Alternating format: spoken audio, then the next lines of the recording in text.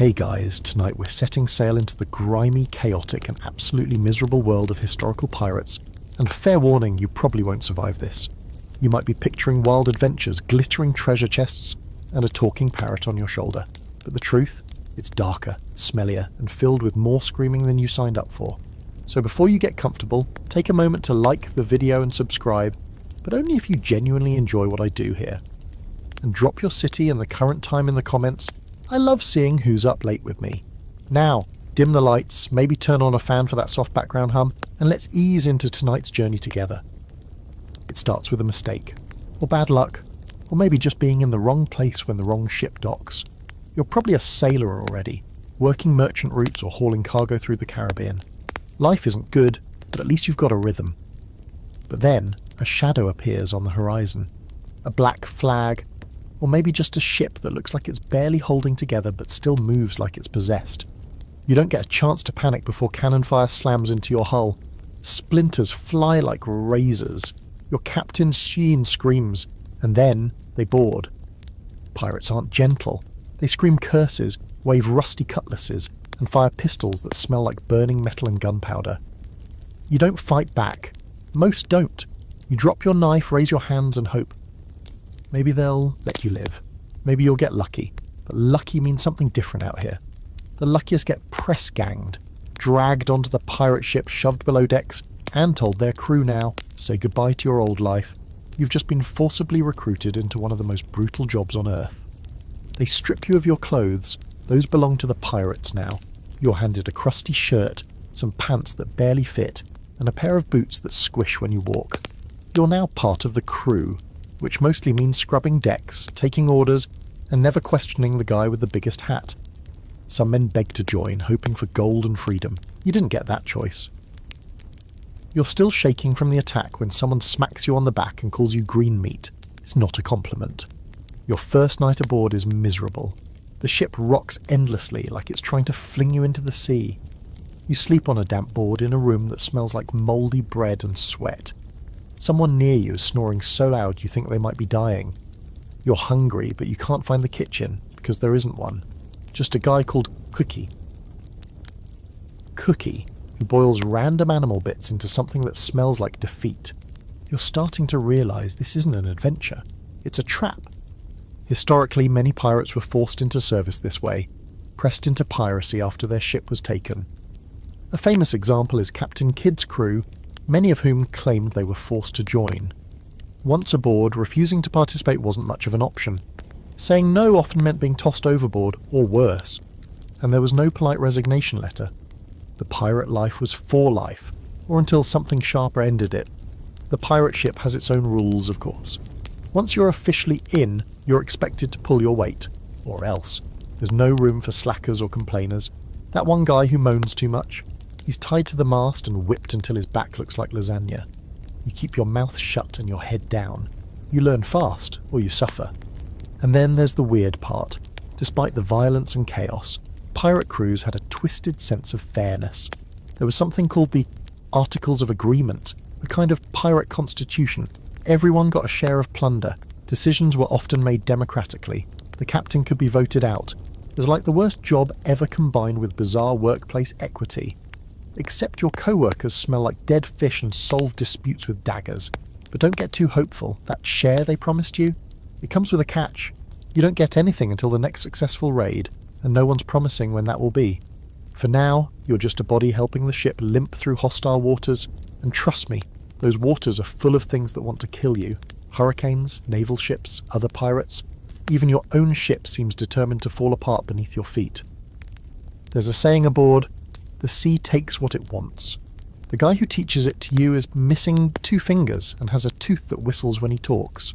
You ask what happened to his fingers. Bad captain, he says, and leaves it at that. Not everything about pirate recruitment is completely agreed upon. Historians still debate just how common press-ganging was. Some believe most pirates joined voluntarily, driven by desperation or enticed by the promise of freedom and loot.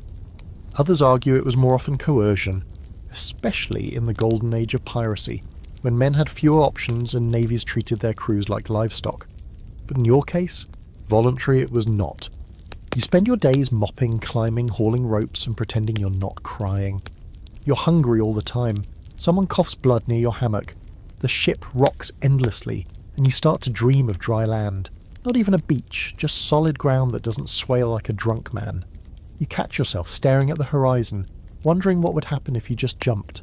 It's a dangerous thought, but it won't be your last, because this is just the beginning. You're officially a pirate now, and if you think it's going to get better from here, oh, you sweet, naive little landlubber. There's a moment, maybe a few days in, where it finally hits you. You're never going home. Not really. Not to your town, your family, your bed with an actual mattress. That's gone. Whatever vague notion of escape you had is evaporating fast. You're miles from any coast, surrounded by criminals and living in a drifting coffin. The pirate ship is your new universe now, and everything you once knew is as distant as the moon. The thing is, you hadn't realised just how attached you were to land. You miss the weirdest stuff, like walking in a straight line. Grass, birds that don't screech, the taste of fresh bread, even the sound of distant church bells, the sort of thing you used to ignore, now haunts your memory like a lullaby you can't hum right anymore. The ship rocks constantly, and your legs never quite adjust. You stumble into walls, trip over ropes, and at least once a day you swear the floor is moving just to mess with you. Spoiler, it is. You find out quickly that privacy is a myth. Everyone's packed together below deck, breathing the same sour air, sleeping shoulder to shoulder on creaky boards or hammocks that reek of mildew. Conversations are always happening. Arguments, groans, muttered threats, dreams yelled mid-sleep. You've never heard so much snoring in your life. And the air? It smells like old cheese left in the sun, with a whisper of wet dog and a bold splash of sewage. If hell has a scent, it probably took notes from a pirate ship. You try to make friends, or at least avoid enemies. There's Peg-Eye Joe, who lost his eye in a bar brawl but insists it was a duel with a Spanish assassin. There's Knuckles, a hulking brute who collects other people's teeth. You don't ask why. And there's a guy called Whisper, who's always smiling and never says a word. He creeps you out. But it turns out you're the weird one for not having a nickname yet. That'll come, usually after something humiliating.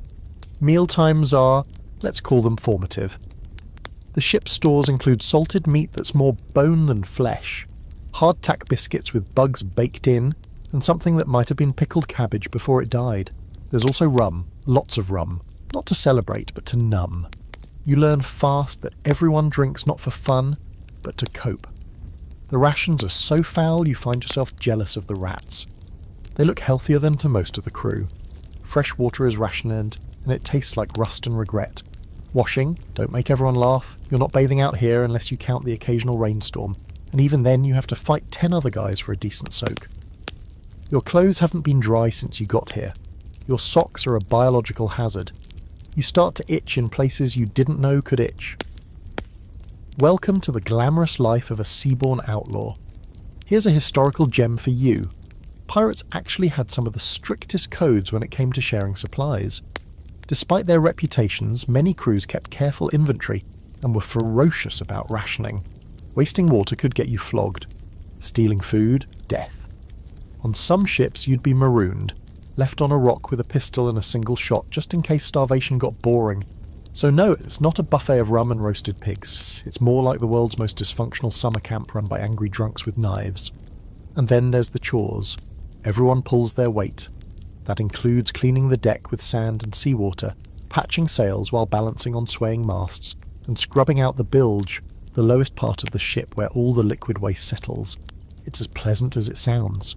You spend hours down there in knee-deep muck, scooping out sludge that smells like rotten despair. One guy down there with you says he saw a crab with 3 eyes.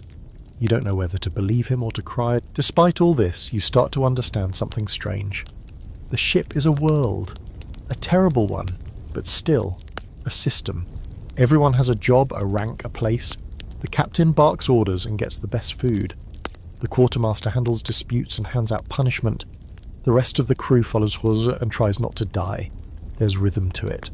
A dark, sweaty rhythm that starts to worm its way into your bones. But you can't shake the loneliness. Out here, time is slippery.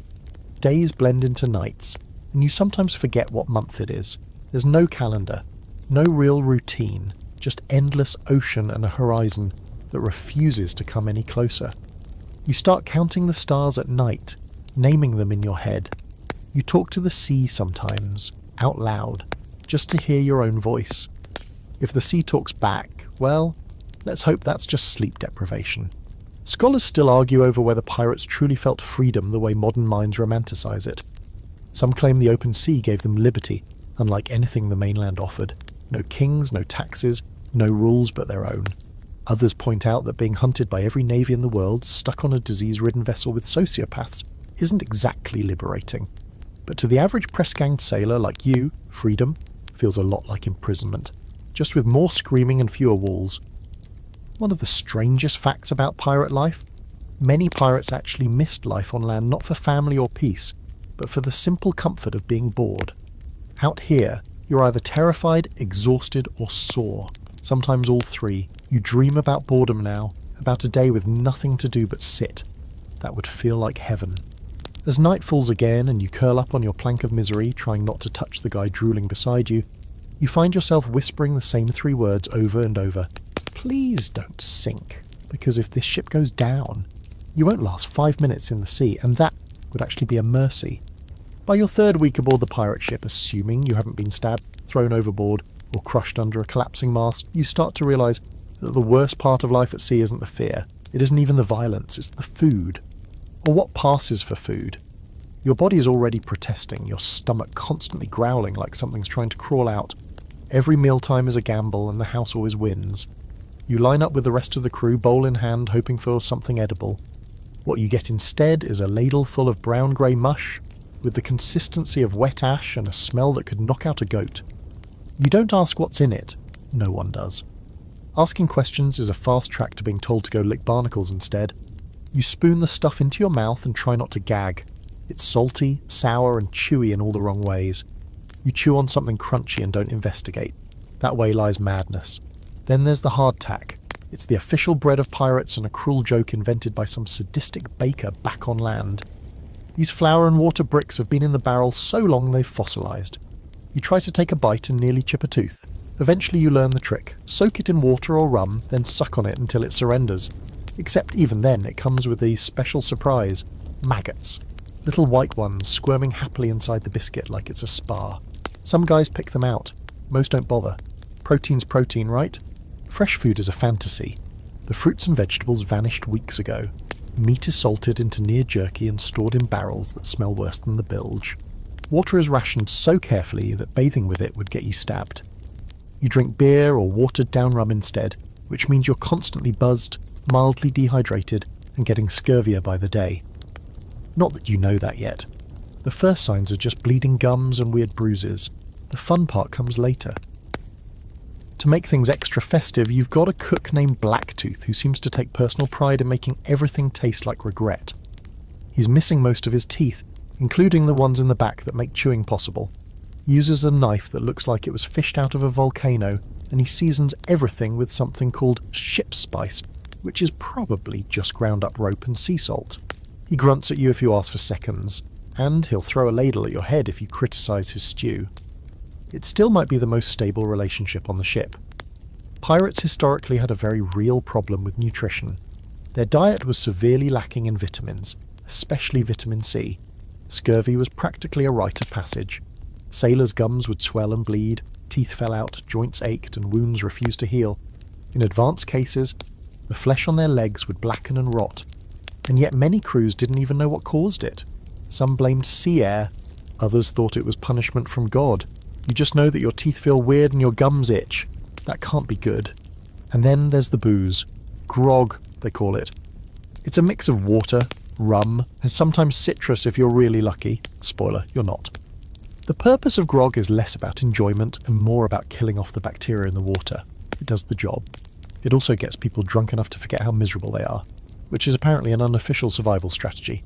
The downside is that everyone is slightly tipsy all the time, which makes climbing rigging in high winds, let's say, eventful. You find yourself craving strange things.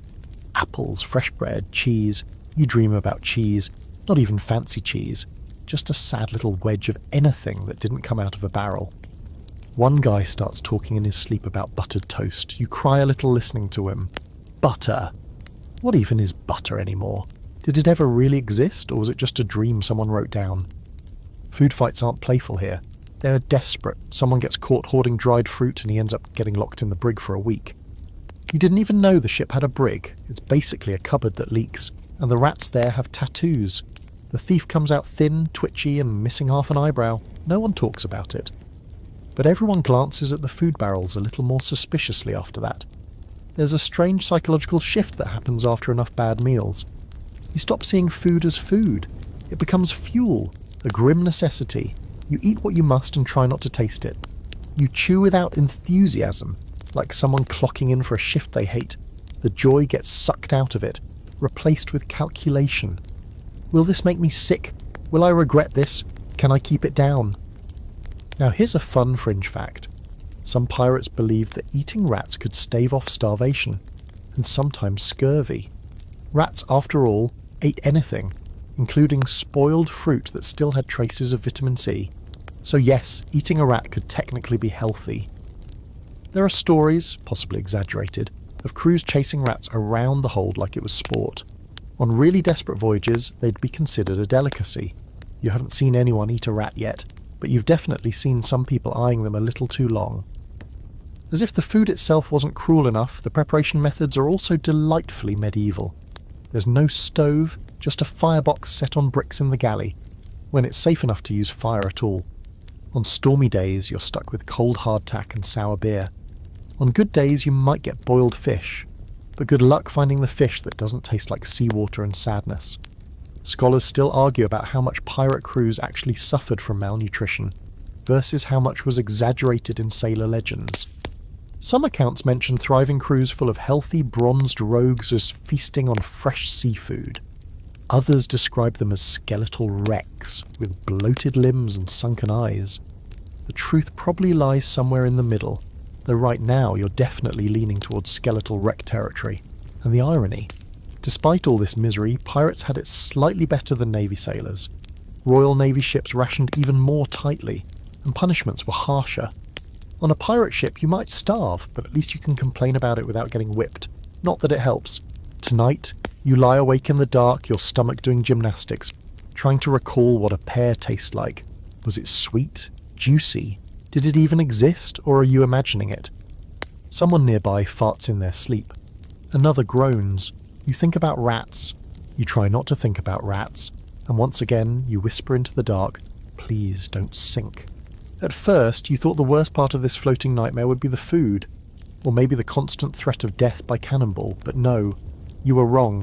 So deeply, horribly wrong. Because now your gums are bleeding, your breath smells like an open grave, and the left side of your jaw is pulsing like it's drumming out Morse code for "kill me." You've got a toothache. And out here, that's basically a death sentence wearing a smile. There are no dentists on a pirate ship. No sterile tools, no reclining chairs with cheerful little bibs. What you do have is a guy named Gristle, who once helped yank a molar out of someone's skull during the storm using nothing but a rusted hook and a bottle of rum. He's now considered the ship's surgeon. Congratulations, you're in his care. He doesn't even ask what's wrong, he just squints at your face, mutters "rots deep," and starts warming a pair of iron tongs over a candle. You try to run, he grabs you by the collar and shoves you into a barrel to sit. You're given a stick to bite down on and a small slug of rum, which does absolutely nothing except make you feel like puking and panicking at the same time. The crew gathers around like it's a puppet show. You scream before the tongs even touch you. Gristle isn't gentle. He yanks, twists, then yells, "Hold him!" when you flail. There's a crunch, a pop, and then pain so white-hot it feels like lightning got lodged in your skull. Tooth problems were absurdly common at sea. All that hardtack and no real hygiene meant pirates' mouths were rotting disasters. Cavities festered, gums swelled, infections spread. There are journals from the time describing black mouths and jawworms, which sound made up but sadly aren't. The standard solution? Yank it out and hope for the best. Anesthesia, if it existed, was usually just rum and pressure applied to your chest so you didn't flail too hard. Occasionally people died from shock or blood loss. You're lucky you only passed out for a bit and woke up with one less tooth and the taste of iron in your throat. But that's just the appetizer. The real horror comes a few days later when the fever sets in. You're shaking, soaked in sweat, and your jaw has ballooned into a grotesque lump. The infection didn't leave, it just went deeper. Now it's creeping toward your brain, whispering sweet nothings of death and delirium. Someone says it might be blood poisoning. Someone else says you're cursed. No one offers an actual cure. You lie in your hammock, mouth swollen, drooling and muttering to yourself. And honestly, you're kind of impressed you made it this far. If it's not the teeth that get you, it'll be the limbs. See, pirate life is physically brutal. Every day you're pulling ropes, climbing rigging, lifting barrels and swinging onto decks during raids. All that action means injuries. And out here, injuries turn ugly fast. A twisted ankle, good luck walking, a splinter in the wrong place, that could fester into an abscess the size of a crab. And then there's the big one, amputation. Lose a finger or a hand and you're still considered lucky. Lose a leg and now you've got a nickname and a permanent limp, assuming you live through the soaring. You get your first amputation show 2 weeks later. A cannon misfires during a practice drill and blasts a guy's arm into spaghetti. He doesn't scream at first, just stares at the dangling mass of bone and flesh like it betrayed him. Then the pain hits. Gristle is called. Again. This time he brings out the kit, which is just a roll of bloody cloth, a saw that smells like rot, and a jug of really strong rum. The patient is strapped down, there's no debate. If the arm stays, he dies. If it goes, he might live. That's the whole decision-making process. No second opinions. The crew gathers again. You don't want to watch, but somehow you do. The saw goes through the muscle with a wet, crunching sound, and the screaming is so raw it echoes through your spine. When it's over, Gristle throws the limb overboard and wipes his hands on his pants.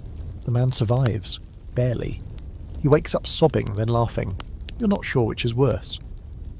Historically, surgery at sea was a grim affair.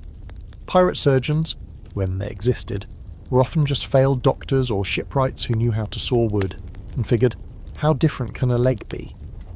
They used hot tar to cauterize wounds and sewed you up with thread that had probably mended sails the day before. Sterilization? Never heard of her.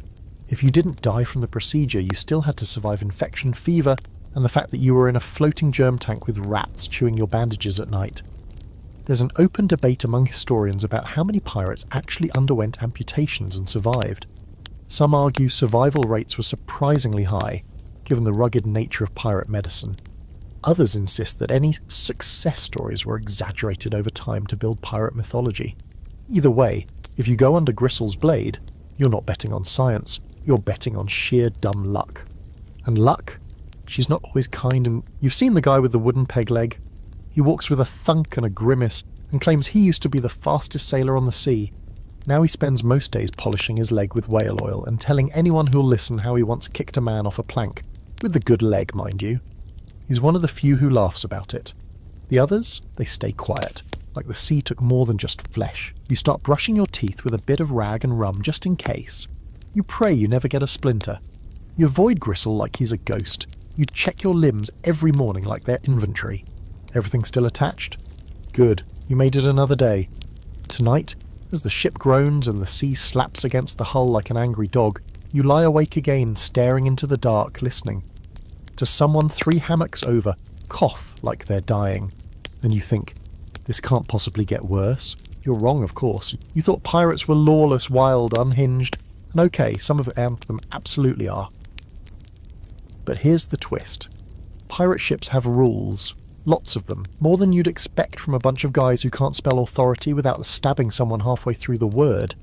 They call it the code, and you better learn it fast, because ignorance isn't an excuse when the punishment involves whips, knives, or a nice, lonely island where you can die of exposure and regret. The code isn't written on fine parchment. It's not even nailed to the mast. It lives in memory and teeth-clenched whispers passed down like ghost stories with the blood at the margins. The first time you hear it, it's from the quartermaster, a scarred man with a voice like gravel and a nose that's seen too many arguments. He calls you and a few other recruits to the deck and runs through the basics like a schoolteacher who has already accepted your failure. Rule 1. Equal shares. Not exactly what you expected from a group of self-serving criminals, but pirates hate unfair captains more than they hate the Navy. When they take a prize, gold, food, weapons, whatever, it gets divided according to rank, but even the lowest deckhand gets something. No more of that you get paid in glory nonsense like back on merchant ships. Out here, everyone wants a cut, and God help you if you try to cheat. Rule 2, keep your gear in check. That includes weapons, clothes, and anything the crew depends on. Lose your pistol in a raid? That's 10 lashes. Let your powder get wet. 20. Forget to clean your musket. You might get tossed overboard just to think about it. The crew doesn't tolerate mistakes, because mistakes out here cost lives and loot. Rule 3, fight fair among yourselves at least. Disputes are settled by duel or vote depending on how much blood anyone's willing to spill.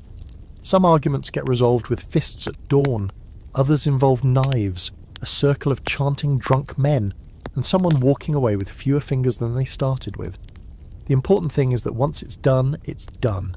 Carrying a grudge longer than a few days is suspicious, and suspicious people get watched. Watched people get eliminated. The code goes on. Lights out at sunset unless it's a special occasion. No gambling during a storm, no smuggling personal treasure aboard, and definitely, absolutely no sneaking into someone else's hammock, romantic or otherwise. That last one is especially enforced, and the crew seems unusually passionate about it. You suspect someone had a very bad experience involving a love triangle and a cannon fuse. Now here's the weird part, these rules, they kind of make sense. Pirate crews couldn't rely on the law, so they made their own. And unlike most naval officers, captains on pirate ships could be voted out. If the crew lost confidence, they held a vote and picked someone new, usually the guy who looks scariest with his shirt off. It's rough, but weirdly democratic. Historically, this system wasn't fantasy. Real pirate codes, like those of Bartholomew Roberts or Black Bart, were shockingly detailed.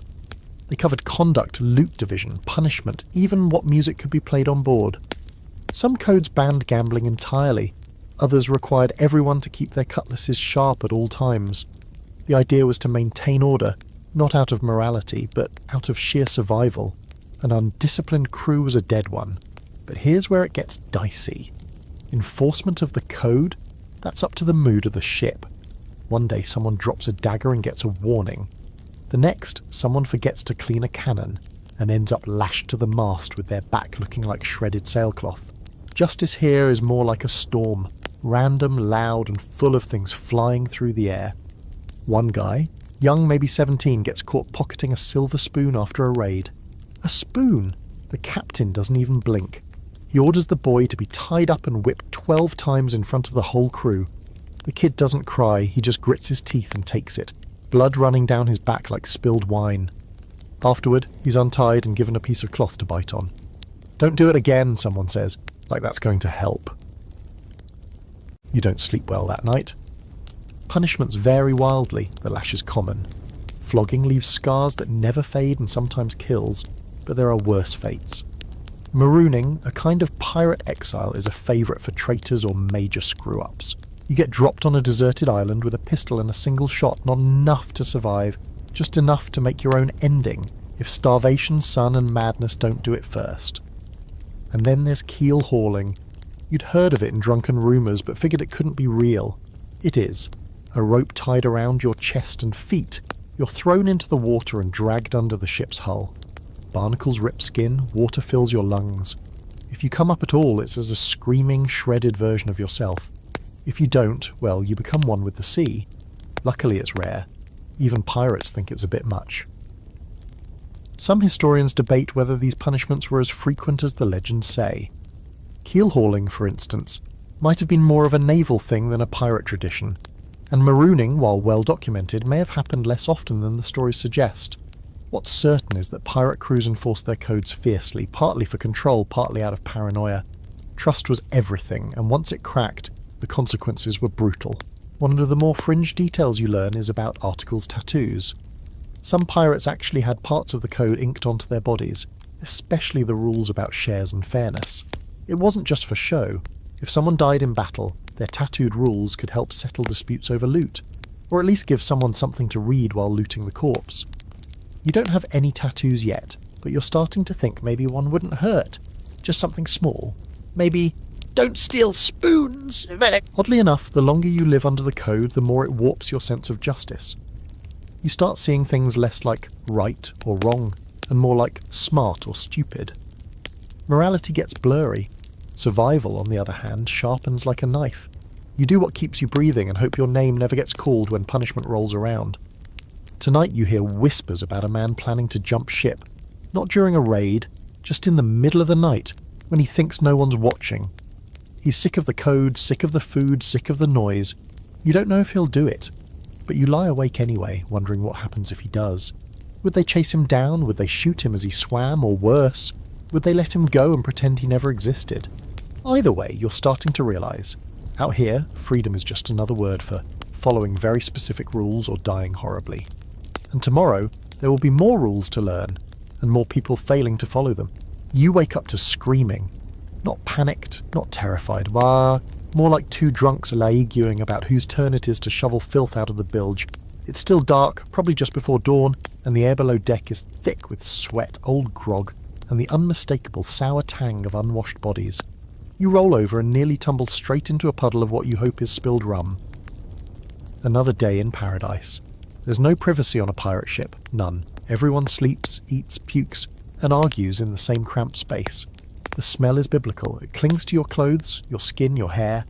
You wash in salt water when you can, but that doesn't do much beyond moving the filth around in new creative patterns. There's a reason pirates don't wear white. They'd look like mouldy cheese after a week. And your crewmates, oh, they're a delight. A full cast of misfits and sociopaths, each more disturbing than the last. There's Rat-Faced Pete, who keeps dead seagulls in a crate for luck. There's Sissy Jack, who talks to his belt like it's a person.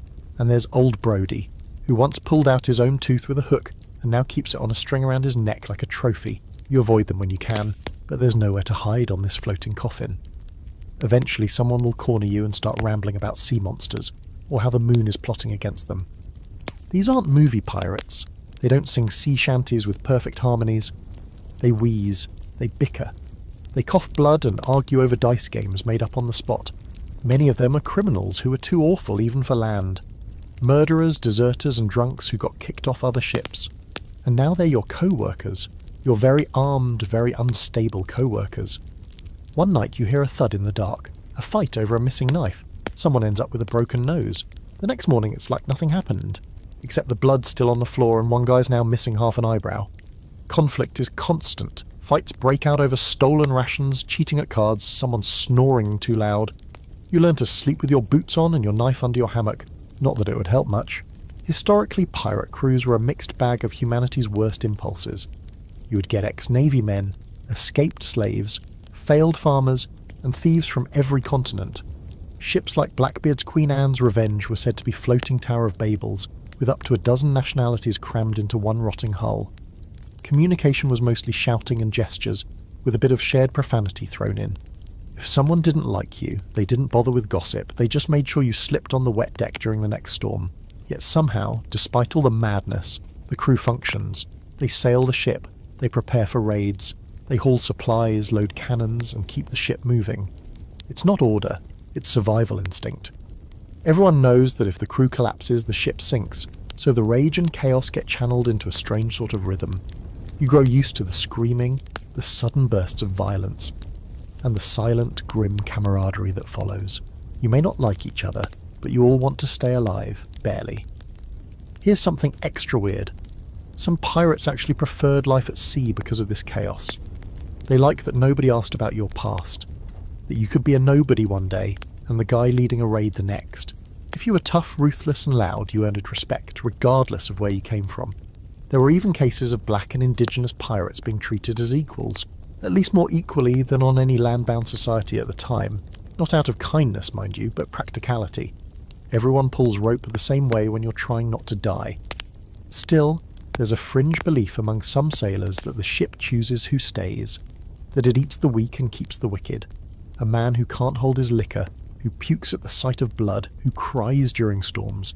He's not long for this world. The sea wants hard men, or at least ones who can fake it. And some nights, lying in your damp hammock listening to someone cough their lungs out across the room, you wonder which one you are. One day you get paired with someone on deck duty, a guy called Elias. He's quiet, probably too smart for this life. He shows you how to tie a proper bowline, and how to judge wind shifts by watching the sails flutter. He smells like old salt and bad choices, but he doesn't talk to his shoes or carry seagull bones, so you latch on.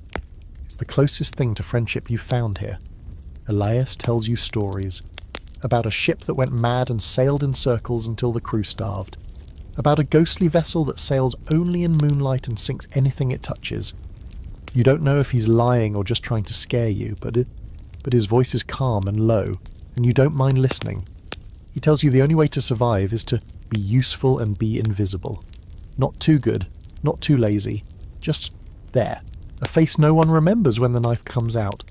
That night you dream of being thrown overboard, not during a storm, just casually, like someone taking out the trash. You wake up drenched in sweat, and you can't tell if the moisture came from the sea air or your own panic. There's an ongoing scholarly debate about how much internal violence actually occurred on pirate ships. Some argue that the chaos is overblown. Crews had to function, after all. Others believe the tension was constant and explosive, only managed through the looming threat of violent reprisal. What's certain is that these weren't merry bands of freedom-loving rogues. They were volatile, desperate and tightly wound. The kind of men who'd stab you for looking at their hammock too long. You've started counting the days. Not because you think rescue is coming, but because you want to know how long you've lasted. It's your badge of honour now. Another day survived in this floating cage of screaming, coughing and threats muttered through broken teeth. You've gone from hopeful to hardened, from passenger to prisoner to something else. And somewhere deep in your bones, a question forms. You whisper it at night, when you're sure no one can hear. Am I one of them now? You barely sleep anymore. Not because the ship is loud, though it is, or because your hammock smells like a goat died in it, though it does. It's the night watch. Everyone's got to take a turn, and your turn comes more often than you'd like. You learn pretty quickly that night on a pirate ship isn't peaceful or quiet. It's teeth-gritting, nerve-grinding, eyes straining in the dark paranoia. It's you and a flickering lantern surrounded by the kind of blackness that makes you doubt your own shape. You're posted near the aft deck with a musket that might fire if you beg it. The lantern beside you swings with the rhythm of the waves, casting warped shadows across the rigging. The ship creaks and groans, a symphony of wood protesting its own existence. And then there's the sea itself, lapping, slapping, whispering against the hull. Sometimes it sounds like laughter. Sometimes it sounds like something breathing. You try not to think about that. Your job is simple. Look for ships and scream if you see one. That's it. Of course you don't want to see anything, because if you do, it usually means trouble. A navy cutter, a rival pirate ship, maybe a merchant vessel if you're lucky, and even that means cannon fire, blood, and chaos. Still, watching nothing feels like madness after a few hours. You stare so hard into the dark that you start seeing things. Lights that aren't there, shapes that vanish when you blink. One night you're sure you see a sail, a ghostly flicker on the edge of the horizon. You call it out, heart hammering. The captain looks. Nothing.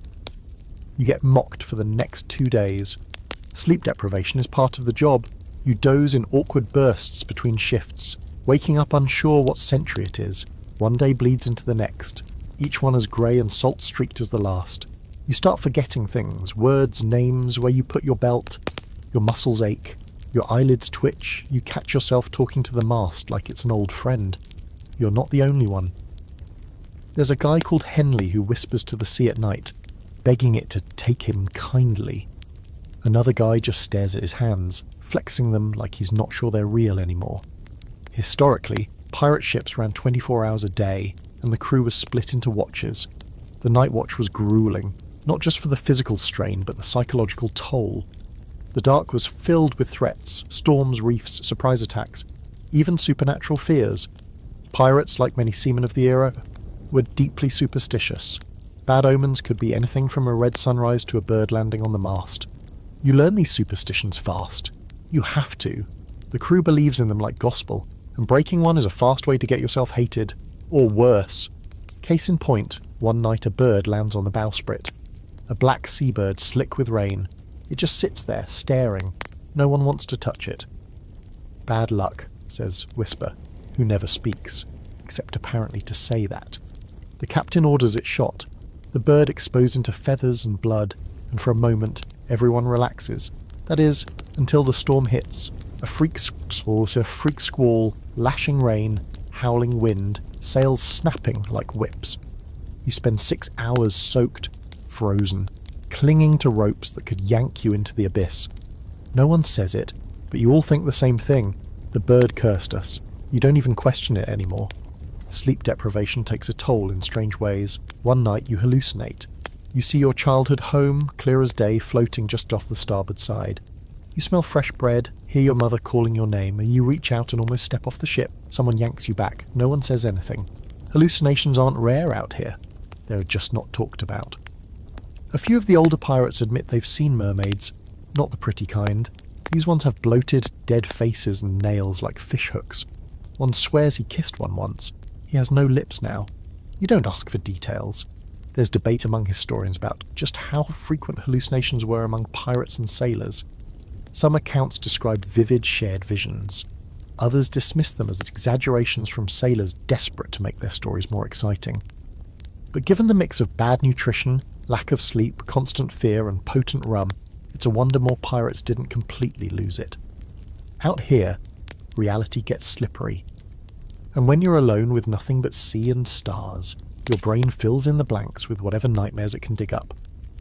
You start to understand why pirates believe in monsters, because something about the sea feels alive. It moves under you, whispers around you, punishes you without warning. You stare into it long enough and it stares back. Elias tells you about the sea eyes, a feeling that the ocean is watching.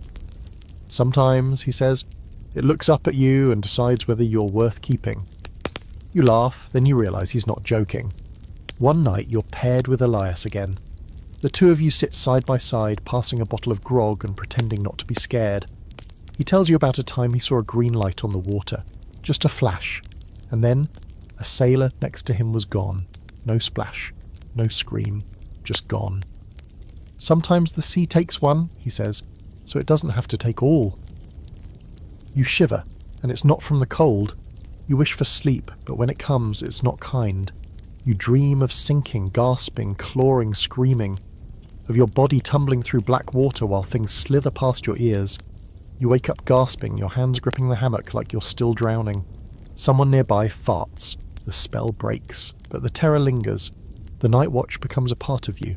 Your eyes adjust to the dark. Your hearing sharpens. You can tell who's sneaking grog from 10 feet away. You can tell when the weather's about to shift just by the tone of the creaking wood. You become, in a strange way, a creature of the night. Always alert, never rested, half real, half bull. Ghost.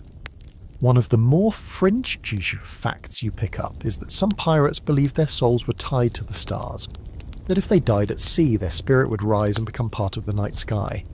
It's a comforting idea in a bleak, haunted sort of way. You start to look at the stars differently, not just as points of light, but maybe as people who'd had enough. Maybe someday you'll be up there too, just a pinprick of light over a cold, endless sea. But for now, you're still here, still watching, still blinking into the black, praying that you see nothing at all. Morning hits like a slap. You're only halfway through a restless nap when someone yells, "All hands!" and the deck becomes a stampede. You swing out of your hammock, groggy and sour, boots hitting the boards before your eyes are even open. The sky is dark, thick with clouds, and the wind has that sharp edge, like it's looking for someone to shove off a ledge. That someone, of course, is probably going to be you. It starts slowly, a groan from the rigging, the sails snapping too hard. The ocean, already never calm, takes on a new kind of rhythm, one that churns rather than rolls. The bow rises a little too high, then drops a little too fast. Somewhere deep in the ship, the timbers creak like they're complaining to the gods. That's when the rain begins.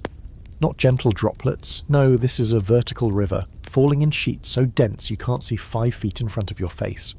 And with the rain comes the real enemy, the storm. You're yelled at to help secure the sails. That means climbing. That means clinging to ropes slick with rain and salt while the ship bucks like a furious animal. Wind howls in your ears, your hands bleed from the lines, and your boots slide against every rung of the rigging. The sea throws spray across the deck like it's trying to scrub the crew away. Every wave slams the hull, shuddering the whole ship, making it groan in its bones. You lose track of time, could be 10 minutes or 2 hours. All you know is water, shouting and terror. Lightning cracks across the sky, closer than you've ever seen. And for a second, the entire ship glows in harsh white light. You see every crewmate in full silhouette, soaked, desperate, clinging, then darkness returns. Worse than before. Thunder follows, deep and ragged like a monster breathing. And through it all, you hang on.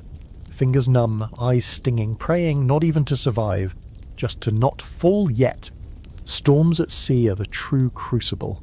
Forget cannonballs and curses, this is the thing that tests whether you were built for this life.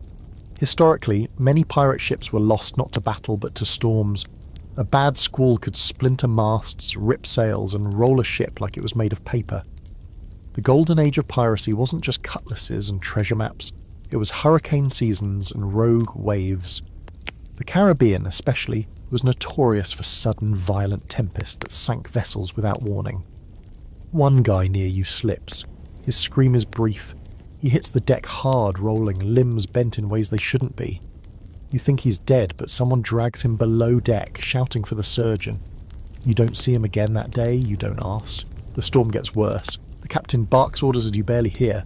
The quartermaster ties himself to the wheel. You see Elias shouting something, pointing, then vanish behind a curtain of water. For a moment, the deck is just you and the rain and the thunder.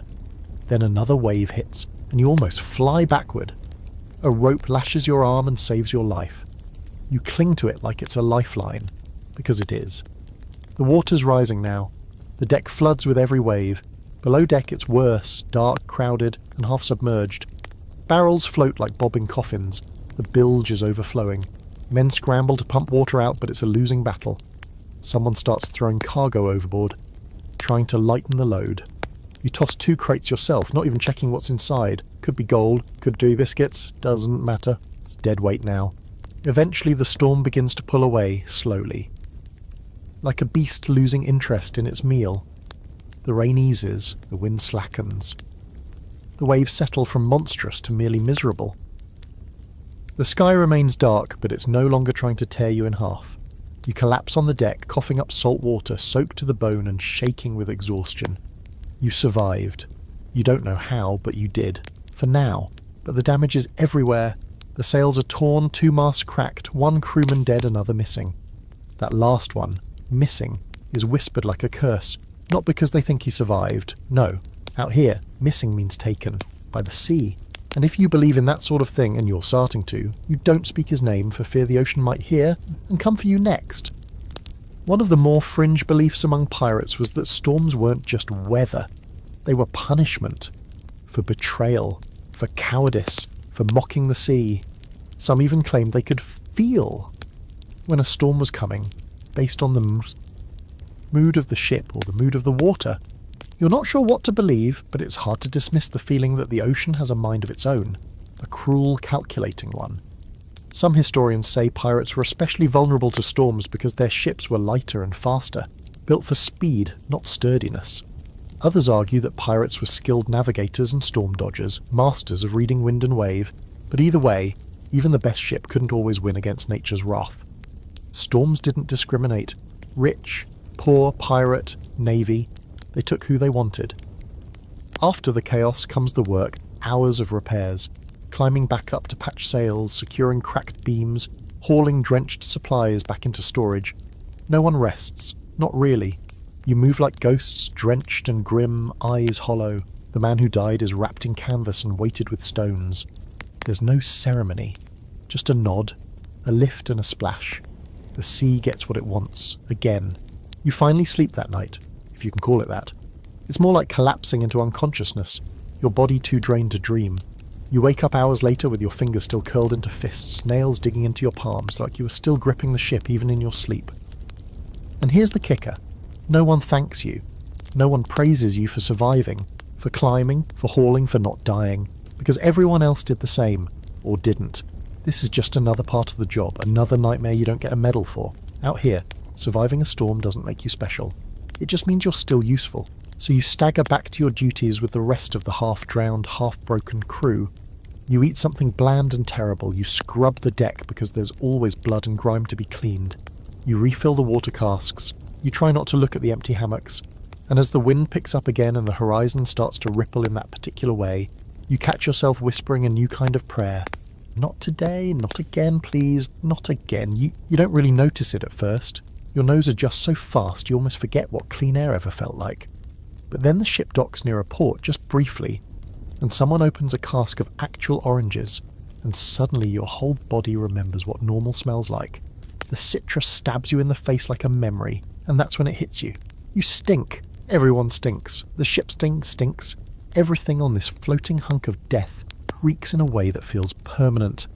It's not just the sweat, or the mildew, or the fact that no one's bathed in weeks except during rainstorms when they strip off their shirts and laugh like madmen. It's deeper than that. The ship smells like 1,000 sins baking in the sun. Rancid fat, unwashed bodies, rotting food, stale grog, dried blood, and something sweetly sour that you can't identify and definitely don't want to. Every surface is sticky, every fabric greasy. You touch a rope and your hand comes away smelling like salt and dead dreams. Below deck, the air is unbreathable. You have to duck your head, stoop like you're walking into a crypt, and squeeze between hammocks, swaying like meat in a butcher's shop. It's hot, even when it's cold. Damp, even when it's dry outside. You learn not to breathe through your nose. That's a rookie mistake. You breathe through your mouth, shallow and careful, and you pretend you're not inhaling 50 other people's exhalations. People try to help themselves, barely. Some chew cloves if they can steal them. Others wipe their pits with rags soaked in vinegar, which honestly smells worse than sweat. There's one guy, bless him, who found a crushed flower petal on shore sleeve and now tucks it behind his ear like he's some kind of perfume merchant. He still smells like a corpse marinated in rum. But hey, points for effort. You've stopped noticing your own stench. That's the worst part. You can't tell if your socks smell like mildew or just sadness. You sleep in the same clothes you worked in, bled in, threw up in. You can't even be sure what colour your shirt used to be. Yellow? White? It's grey now, stained with everything the sea has to offer. Your boots are permanently damp. You don't even want to think about what's growing in them. One day the ship passes close to another vessel, and you actually hear someone on the other deck gag. "By God, what is that?" they yell, covering their face with a kerchief. Your crew laughs. It's a badge of honour to them. You, though, you start to feel like your skin has become part of the ship. That maybe the stench isn't just on you, it's in you. Like the ship's infected you cell by cell. Historically, ships were hygiene disasters. Fresh water was limited, soap was rare, and sanitation didn't exist. Pirates sometimes did better than Navy sailors, if only because they spent more time ashore and were less bound by strict routines. But that didn't stop the spread of lice, fleas, and disease. Your body is a war zone now. You itch constantly. You've scratched your leg raw more than once. One guy found a worm in his sock. Not a leech, a worm. You pray it never happens to you. You haven't properly defecated in private since your first day aboard. The toilet, if you can call it that, is a plank extended off the back of the ship with a rope to hold onto. You crawl out there, praying the ship doesn't jolt, pants around your ankles, wind howling, sea beneath you like a giant mouth. It's terrifying. One wrong move and you're food for sharks. Sometimes you hold it for days just to avoid the trip that, of course, leads to its own horrors. Constipation, gut pain, gas that makes everyone around you threaten murder. One crewmate, Jory, brags he once spent 5 minutes on the plank in a hurricane. Says it was spiritual. You suspect he's got brain damage. And the smell isn't just bad, it's dangerous. Infection fester in damp wounds. Mold grows in clothes that never dry. Rats thrive below deck, feeding on crumbs and anything soft. Someone swears they saw a rat crawl into a hammock and nibble on a sleeping man's ear. He woke up, apparently, and tried to chew the rat back. You can't verify that story, but nothing would surprise you at this point. Fringe fact for you, there are recorded tales of ships being so rank that ports refused them entry. In the Caribbean, some port authorities demanded bribes just to let pirate vessels dock, partly because of their notorious reputations and partly because of their unbearable stench. You always thought that was exaggeration. Now you know better. You wouldn't let yourself into port if you were in charge. There's a scholarly debate over whether pirates had better hygiene than the average Navy crew. Some argue they did. Less formality meant more frequent dips in the ocean, more access to fresh water from stolen supplies. Others say it's wishful thinking. Life at sea was disgusting, period. And pirates weren't exempt. They just might have had more fun while rotting alive. And here's the grossest part.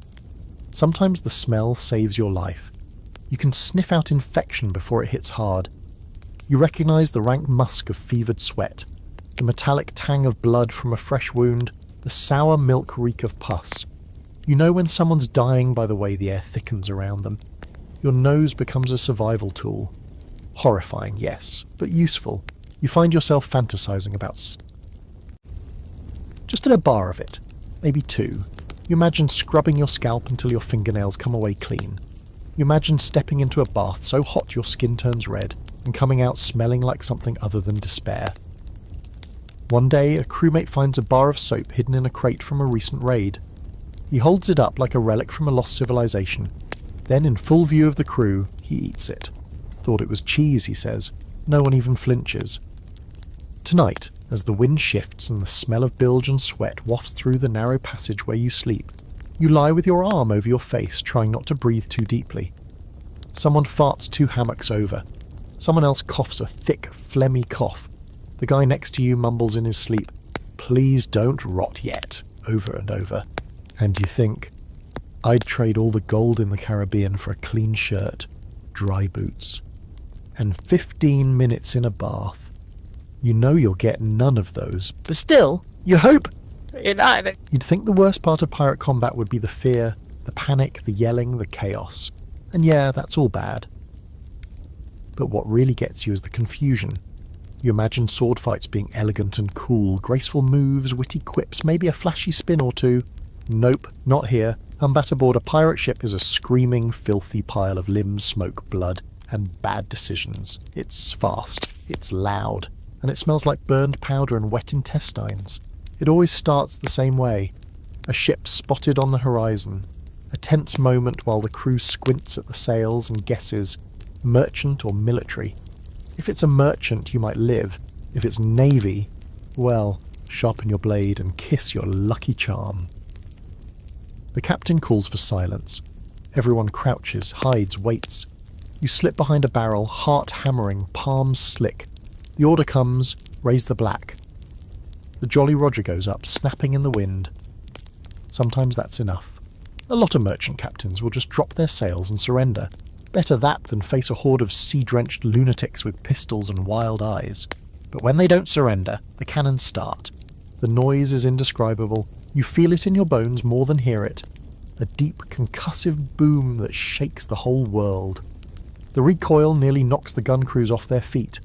The deck trembles under you, the smell of sulphur thick in the air. Splinters rain down like angry wooden wasps. You duck instinctively, even though you're not entirely sure from what. Cannons aren't accurate. They're not meant to be. They're meant to smash, to terrify, to punch holes in the hull or scatter enemy crew. You hear a screech from the other ship as a shot lands, followed by shouting. Your ship returns fire. You watch a cannonball miss completely and land in the ocean with a slap. The gunners swear like poets. You just try not to throw up. Then comes the boarding. Grappling hooks fly, ropes swing. Pistols are fired more out of habit than accuracy. You follow the crew across the makeshift gangplanks, or worse, you jump. You land badly, roll, scramble up in time to parry a wild swing from a man who looks just as terrified as you feel. It's not a duel, it's a brawl. There's no rhythm to it, no honour, just desperation. You stab at anything moving that isn't dressed like you. You get punched, bitten. Someone slams the butt of a musket into your ribs. You hear a scream nearby, too high-pitched. A boy. You don't look, you don't want to know. Pistols are mostly useless after the first shot. They're one and done unless you've got time to reload, which you don't. You've seen guys wield them like clubs, beating enemies with the barrel. Swords? Forget the sleek cutlasses from the stories. These blades are rusted, chipped, bent.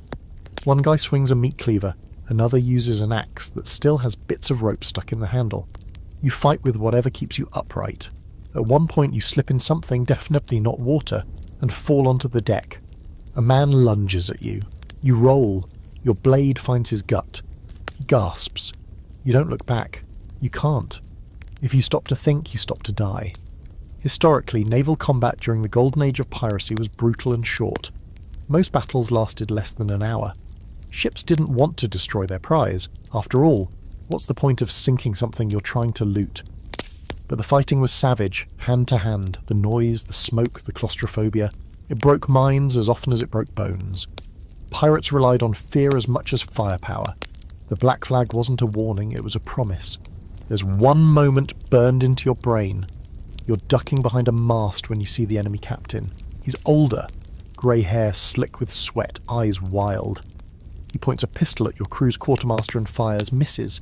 Your quartermaster returns the favour, does not miss. The man goes down, a neat hole where his forehead used to be.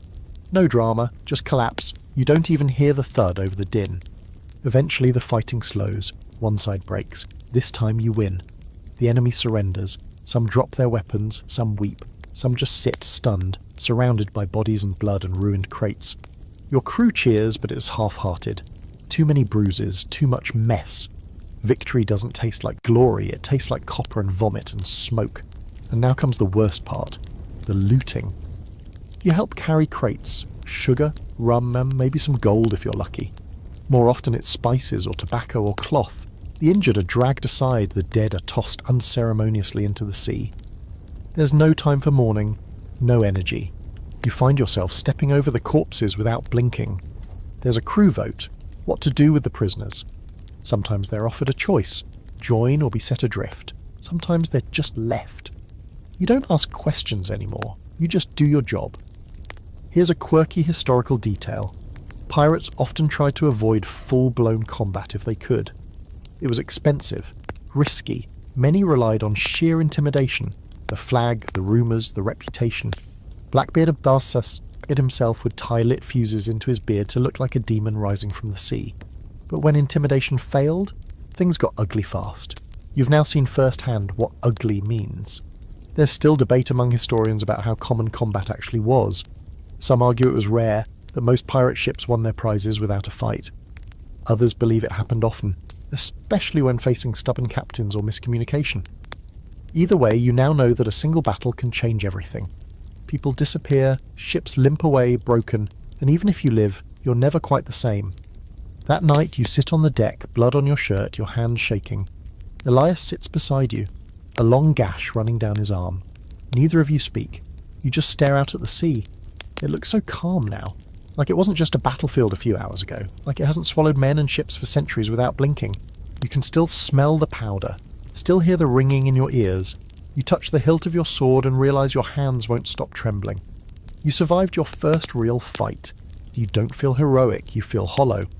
The smell of powder hasn't faded when you're summoned to the main deck the next morning. Your arms still ache from looting, your ribs feel bruised from where someone rammed into you with a musket butt, and your stomach churns with leftover fear. But none of that matters. There's another ship on the horizon. The spyglass confirms it. Sails wide, hull deep, likely loaded. You're not even fully done cleaning the blood from your last raid, and now the crew is preparing for another. This is the rhythm of pirate life, feast or famine. Either you're floating through empty waters eating mouldy biscuits and playing dice for buttons, or you're chasing down ships like a pack of rabid wolves hoping that they're full of sugar, coin, or at least something edible. The new target is bigger than the last, which could mean two things, more treasure or a worse death. The crew starts working the sails. There's tension in the air, not fear, not quite, more like hunger. The kind that lives in the belly and the bones, gnawing. Pirates don't raid for fun, not really. They do it because it's how they eat, how they stay afloat, how they avoid becoming the ones being plundered. You're caught up in it now. You've stopped thinking of yourself as a hostage. Somewhere along the line, you became part of the hunt. This new ship sees you early. The Jolly Roger goes up, but they don't stop. Instead, they start turning, running. That's the worst case scenario. Chasing a ship means time, risk. They might get away, or they might lead you into a trap. Either way, the crew doesn't hesitate. Sails are tightened, wind is aged, orders barked. Your ship surges forward with groans and snaps, like it knows this dance too well. The chase lasts hours, sun blazing, sweat pouring, every crew member pulling ropes, adjusting angles, navigating every gust like it's life or death. Which, fun fact, it is. You lean over the rail at one point, watching the sea whip past in streaks of white and blue. That's when you hear it, the distant boom of cannon fire. They're not waiting for boarding this time. They want to scare you off. You don't scare that easily anymore. Your ship returns fire, but the ranges pour. The cannonballs splash into the water, geysers of salt and noise. Eventually, the enemy gets close enough to see the whites of their eyes, panic-wide, darting. It's another merchant vessel, poorly armed, desperate, and this time they fight. The boarding is less chaos and more bloodbath. They know they're cornered. You know they've got cargo worth protecting. You lose count of the bodies, the screams, the brutal clang of iron. You're shoved, slashed, nearly thrown off the deck. You retaliate with the same ugly instinct that saved you last time, and when it's over, you're alive again, panting, numb, hands sticky with someone else's blood. The cargo hold of the merchant ship smells better than anything you've experienced in weeks. Spices, molasses, even a barrel of lemons. Honest to God, lemons. The crew cheers. It's not gold, but it's survival. It's enough to buy another few weeks of not starving, not mutinying. Your quartermaster smiles with his teeth, what's left of them, and mutters something about a good haul finally. You're too exhausted to smile back. Here's where it gets complicated. After a battle like this, the loot gets divided. Shares are calculated, the code followed. The captain gets a double portion. So does the quartermaster. Specialists, like the gunner, the carpenter, the surgeon, get slightly more than regular deckhands. And you get your first official cut. It's not much. A few coins, a flask of rum, half a tin of cinnamon. But it's yours. And you realise that for the first time you've earned something not through labour, not through accident, but through violence. Historically, the promise of shares was one of piracy's most attractive perks. Unlike navy ships, where you might work for years without pay, pirates split the spoils after every successful raid. It was risky, sure, but for many, especially the poor, desperate, or enslaved, it offered a taste of control, even if that control came with a sabre and the constant threat of death. You learn in the days that follow that the spoils of a raid are only part of the reward. There's also status. Survive enough fights, and people nod when you pass. They stop calling you new meat. They invite you to sit in the shade instead of making you swab the deck twice. Elias claps your shoulder and calls you a proper dog of the sea. You don't correct him. But the flip side of success? Complacency. The ship grows fat with loot. The crew grows loud with drink. Fights break out over stupid things. Whose hammock is whose? Who stole whose dried figs? You spot one man threatening another over a spoon. A spoon? The energy shifts from grateful to greedy, and you start hearing whispers. Not about enemies, but about each other. You catch wind of a plot. Maybe not serious, but loud enough to reach the captain's ears. A group thinking they deserve a larger cut. That the captain's holding back. You don't get involved, but you start sleeping with your blade a little closer. Because the worst fights on a pirate ship don't happen between enemies. They happen between brothers. This is the rotten core of piracy. It's not just the fear of the navy or of drowning, it's the knowledge that even in victory, you're never safe. You sail with killers, and trust is always conditional. If the gold runs low, if the food spoils, if the next ship escapes, you might be the next one with a blade between the ribs. And yet, you don't leave. Not that you could, but even if you could jump ship right now, you wouldn't. You're in too deep. You've tasted what it means to win something with your own two hands, even if those hands are stained. You've seen the faces of the men who called you useless now nod in respect. You've held treasure and felt that strange hot satisfaction in your chest that says, I earned this. You don't know what that says about you. Here's an eerie fringe fact for you. Some pirates used to keep mementos from raids, not loot, something weirder. A splinter from a sunken ship, a gold tooth pulled from an enemy. One guy supposedly carried a cork from the rum cask that cracked during his first boarding, calling it his lucky plug. You find yourself looking at the hilt of your sword, wondering if this is now your memento. If this stained chipped blade means something now. If you mean something now. That night there's a feast of sorts. Spices from the raid are dumped into a massive pot of stew. Someone plays a battered fiddle. The crew drinks, laughs, howls. You sit on a barrel staring at your tin of cinnamon, debating whether to trade it for a dry pair of socks. You don't. You clutch it like a medal. You survived another raid. You made a little profit. You didn't get stabbed. You even got to eat something that didn't taste like barnacles. You should be proud, but all you feel is tired. You wake to shouting, but it's not the usual kind. No drunken brawl, no barking orders from the captain, no gaggle of grog-soaked idiots arguing over dice. This shouting is sharper, colder, low, urgent tones passed around the deck like poison. You pull yourself up from your hammock, bones still sore from the last raid, and catch the word that always means trouble: mutiny. It's whispered at first, then louder, more confidently. You hear it from Brody, who usually talks to his belt buckle. You hear it from Rat-Faced Pete, who hasn't bathed in living memory. Even Elias gives you a look, tight-lipped and tired, that says something's happening. You already know the rule. When people start going hungry or think the loot's being unevenly split, the knives come out. Not for the enemy, but for each other. The current captain, Boone, a man built like a tank with a voice like thunder, has led a dozen successful raids, but that doesn't matter now. Word is he skimmed off the top of the last haul, kept a few coins tucked away for himself. Maybe took a barrel of rum nobody noticed. Maybe. The thing is, he should have noticed someone would notice. Pirates don't forgive thievery, especially not from their own. The quartermaster, Grimharrow, isn't helping. He's supposed to be the balance, the voice of the crew, the guy who keeps the captain honest. But lately he's been less voice and more whisper. Rumour says he's in on the theft. Or worse, planning a betrayal of his own. Whether it's true doesn't matter. Once the seed's planted, it spreads. And on a pirate ship, trust is worth less than dry socks. Historically, mutinies weren't rare in pirate life. You might think pirates were all about chaos and anarchy, but in truth, their ships ran on a delicate, violent democracy. If the captain lost the confidence of the crew, he could be voted out or thrown overboard. Sometimes they just marooned him on the nearest spit of sand with a bottle and a single bullet. Other times they let the sea decide. Boone might be next. You don't want to pick a side, not because you're noble, you're just tired. But staying neutral on a ship where everyone is armed is like swimming with sharks and hoping that they respect your boundaries. So you listen, you watch, you fake interest in every conversation.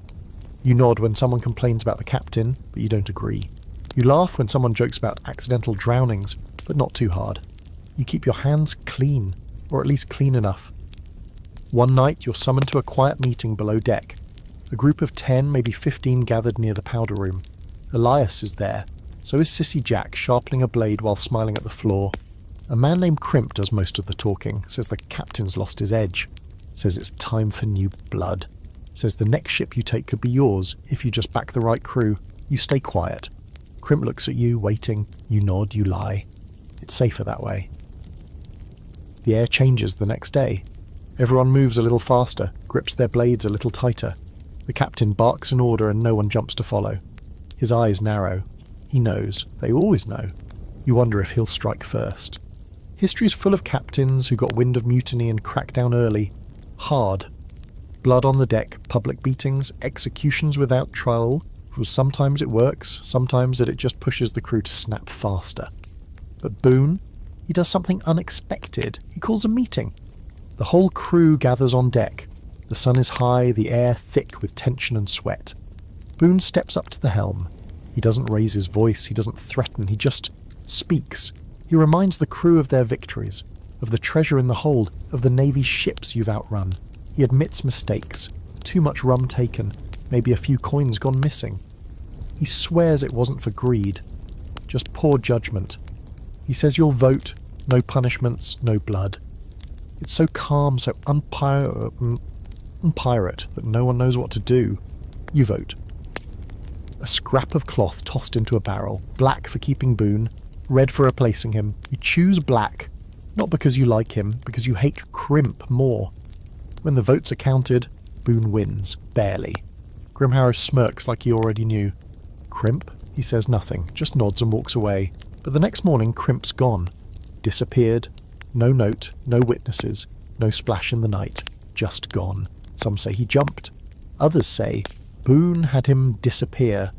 Elias doesn't say anything, just cleans his blade a little more thoroughly than usual. And so things return to normal. Oh well, more. But now every smile feels sharp. Every laugh has an edge. The crew is quieter, more watchful.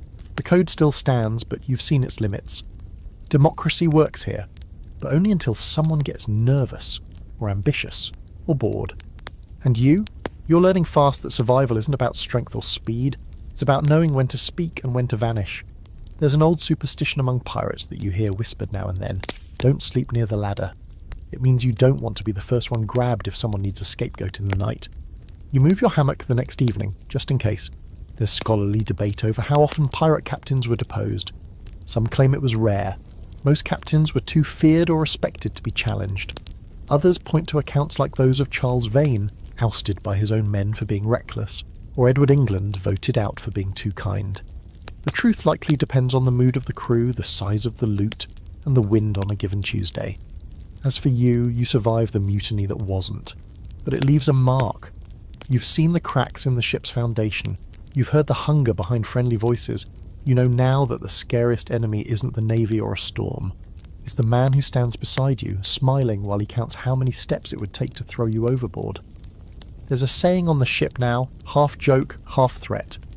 You ain't a real pirate till your teeth fall out. You hear it the first time when someone spits blood into a barrel, his gums looking like chewed velvet. The man grins, well, grimaces, and someone nearby mutters, "Ah, the scurvy's got him." Everyone laughs, but it's that brittle, tight kind of laugh that people use when they're trying not to imagine the same thing happening to them. You've stopped laughing at anything related to disease. Scurvy doesn't come on like a thunderclap. It creeps. First you bruise easy, then your joints ache, then your gums swell and your breath could drop a man at 5 paces. When your teeth start to wiggle, really wiggle, it's like your whole face is trying to fall off. You can't eat right. You can't sleep without biting your tongue. You mumble when you speak because everything inside your mouth feels like it's about to melt. You've seen men try to tie their loose teeth back in with string. You've seen men pull them out with their bare fingers. You do not want to join that club. The worst part, you know exactly why this is happening. Everyone does. You haven't seen a fruit since the lemon barrel ran out 2 raids ago. That tiny burst of citrus was heaven. Pure, acidic salvation. But it was gone in a week, and you're back to sucking salt and crunching biscuit beetles. The cook tried to pass off mouldy onions as a cure, but one guy almost choked to death when it squirted in his mouth like a rotted jellyfish. That was the last time anyone trusted the onion cure. Historically, scurvy was the bane of long voyages, especially in the age before vitamin C had a name. Pirates knew the signs, swollen gums, weakness, bleeding from places that shouldn't bleed, but they didn't always know the cure. Some guessed right with citrus or pickled vegetables. Others just hoped they'd raid a port before their bodies gave out. You're hoping someone finds a single blessed lime in a barrel of fish hooks. And then there's smallpox. Or maybe it's the pox, nobody's sure. One guy starts showing spots, then another, then another. Red bumps, fevers, shaking fits that make them gnash their teeth until the teeth snap off. They get isolated below deck, behind a row of barrels near the cargo hold. Someone sets up a ragged curtain, like that's going to fool the pox. The air down there starts to stink in a way even you haven't smelled before, and you've smelled things that would make a vulture cry. One by one, the sick stop moving. They get quiet.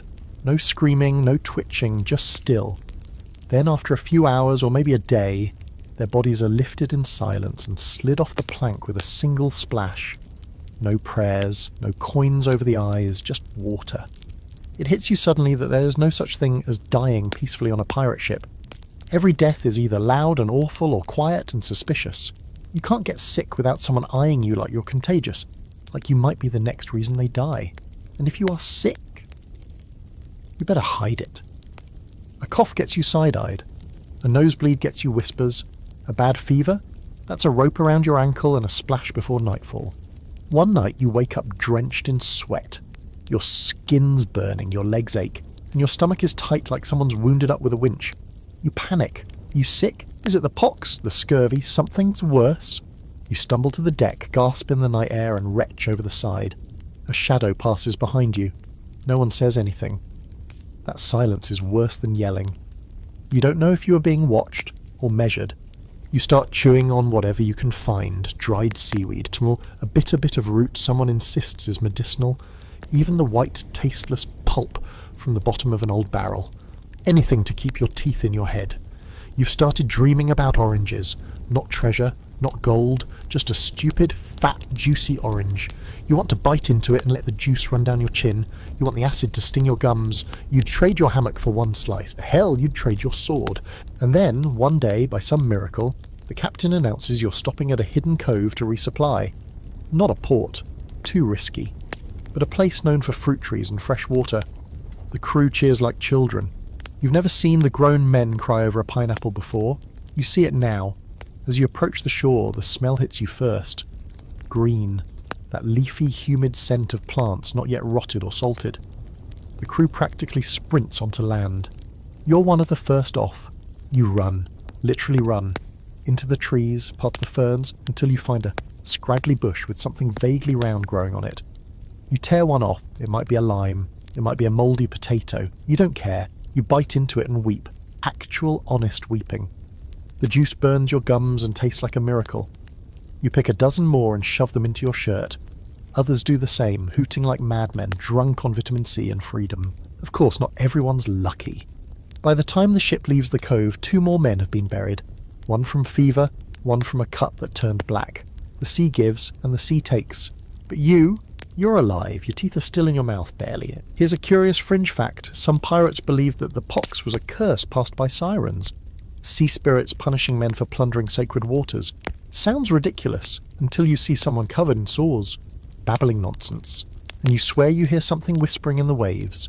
You shake it off, but that night, you sleep with your back to the hull, ears covered. There's still debate among historians about how often pirates suffered from disease compared to other sailors. Some argue they had better access to shore, so they were healthier. Others claim the lack of routine medical care and wild lifestyles made things worse. Either way, one thing's for sure, a pirate ship was a floating petri dish. You might survive the navy, survive battle, survive storms, and still be taken down by a rotten tooth. And so, every morning now, you check your gums. You run your tongue along your teeth, count them like treasure. You watch the spots on your skin. You sniff the air, always listening for the telltale rattle of someone too sick to hide it. You tell yourself you're okay, that you're lucky, that you've got time. But you don't say it out loud, and you don't want the sea to hear you. You always thought the Jolly Roger meant fun. Black flag, skull and crossbones, maybe a little yo-ho-ho, and a parrot squawking for comic relief. Something from a storybook. But now, standing at the base of the mast, watching that ragged flag snap in the wind like a dare, you realise the truth. The Jolly Roger is not a joke. It's not a costume or a fashion statement. It's a threat, a warning, a confession. It says, we are monsters, and we're proud of it. The day starts clear, the sky a perfect dome of blue. You're trimming sail, thinking maybe, just maybe, you'll get through 24 hours without vomit, fire or death. Then the lookout calls it, sails on the horizon. You expect the usual scramble, the whooping, the rush, but something's different. The captain doesn't order you to hide, doesn't tell you to hold fire or sneak up quiet. He grins and says, run up the flag. You do it. You haul the rope, and the Jolly Roger unfurls. Not the one you're used to either, not the cartoony skull. This one's got a skeleton holding an hourglass and a spear, standing over a bleeding heart. It's terrifying. Even the paint is uneven, like someone carved it with their own fingernails in a fit of rage. And you realise this is a specific message. This one says, surrender now, or die screaming. That's the point of pirate flags. Every symbol has the meaning. Some signal mercy, others promise torture. Historical pirates used dozens of different flags.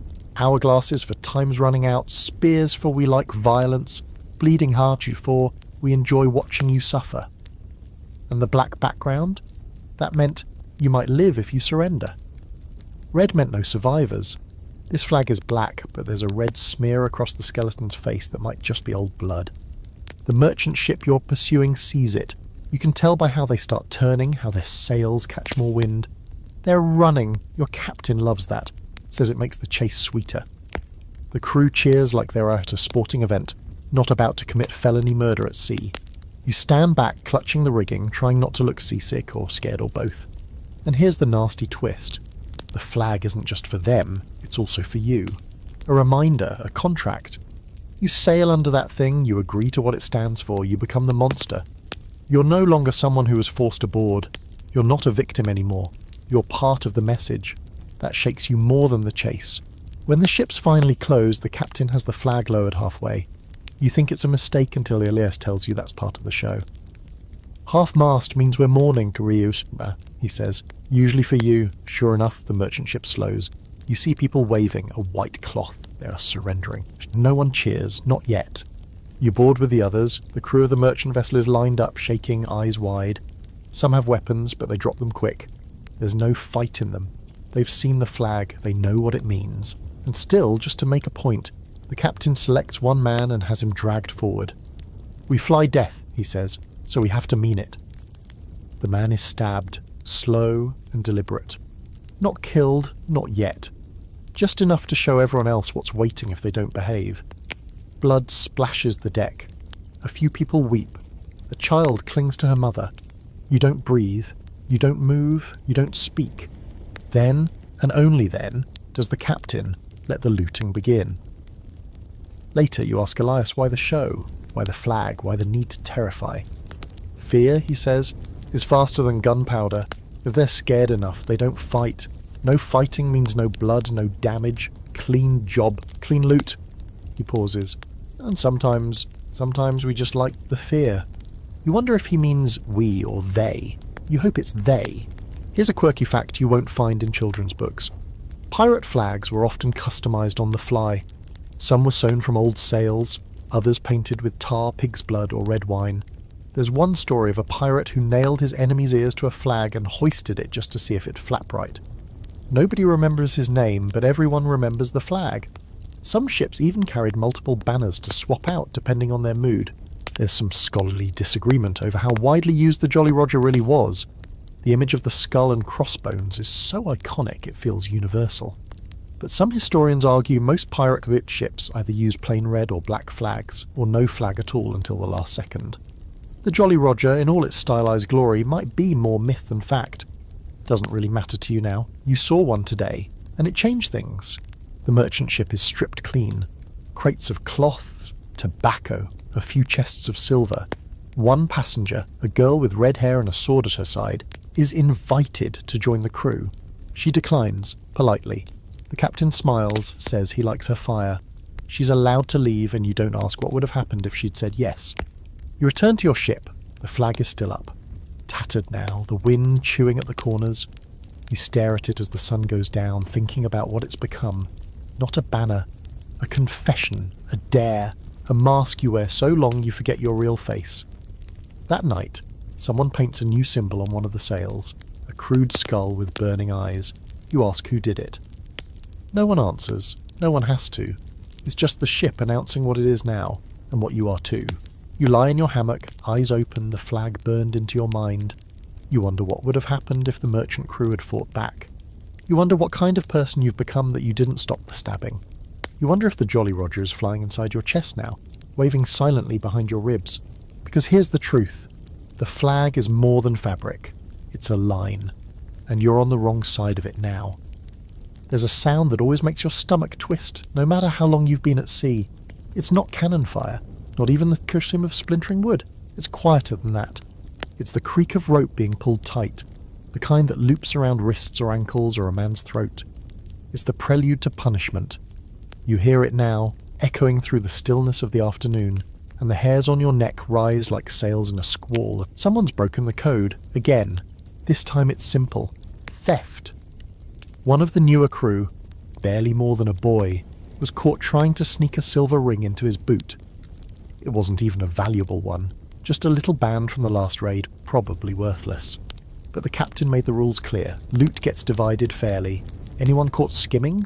That's mutiny in miniature. And mutiny, even in its mildest form, gets met with pain. They tie him to the mast. He doesn't struggle. Maybe he knows that struggling just makes it worse. Maybe he's too scared to move. His shirt is torn off, his back pale and trembling. The boatswain steps forward with the whip, an old knotted thing with bits of shell and wire woven into the strands. It's not meant for correction, it's meant for damage. You've never heard a whip break the air before. It whistles first, like a snake hissing through the dark, and cracks with a sound like bones snapping. The boy screams. The crew doesn't blink. Another lash. More blood. By the third, he's sobbing.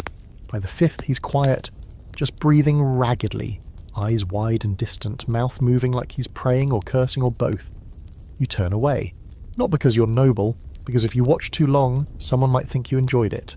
And that's worse. On a pirate ship, too much sympathy is weakness. Too much interest is sadism. The safest thing is detachment.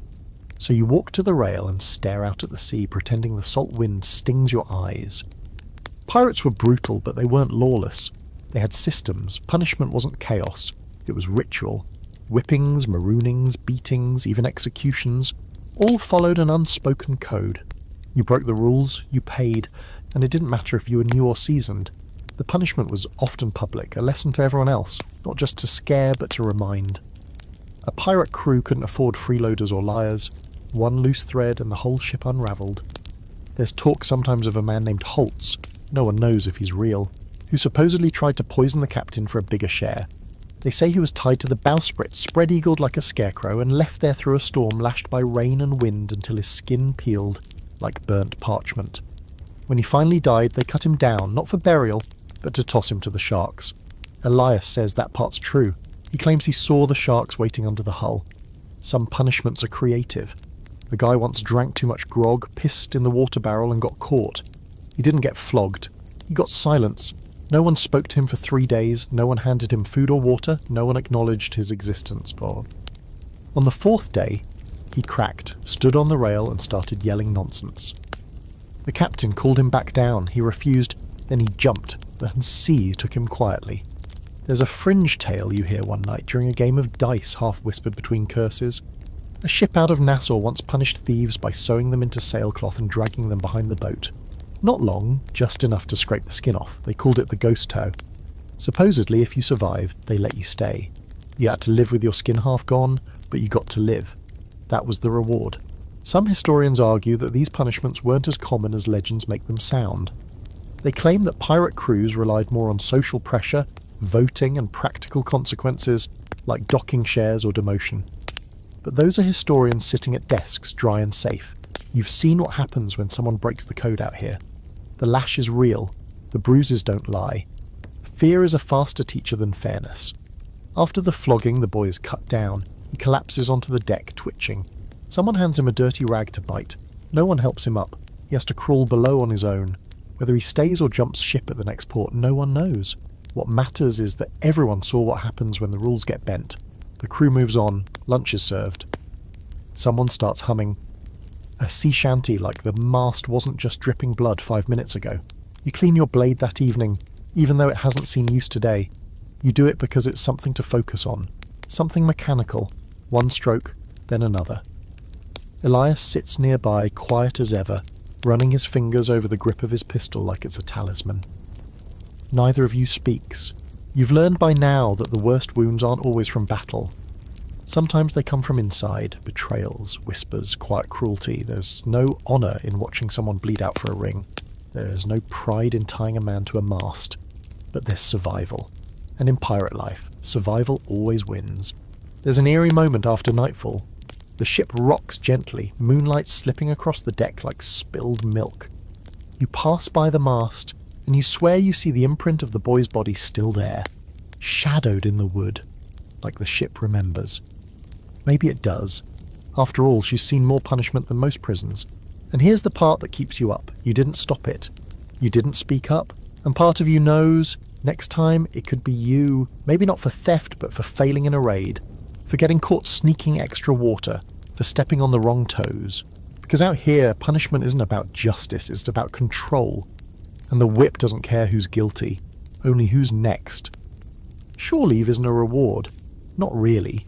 It's more like a collective pressure release, the kind that lets everyone explode at once before they start stabbing each other on the ship.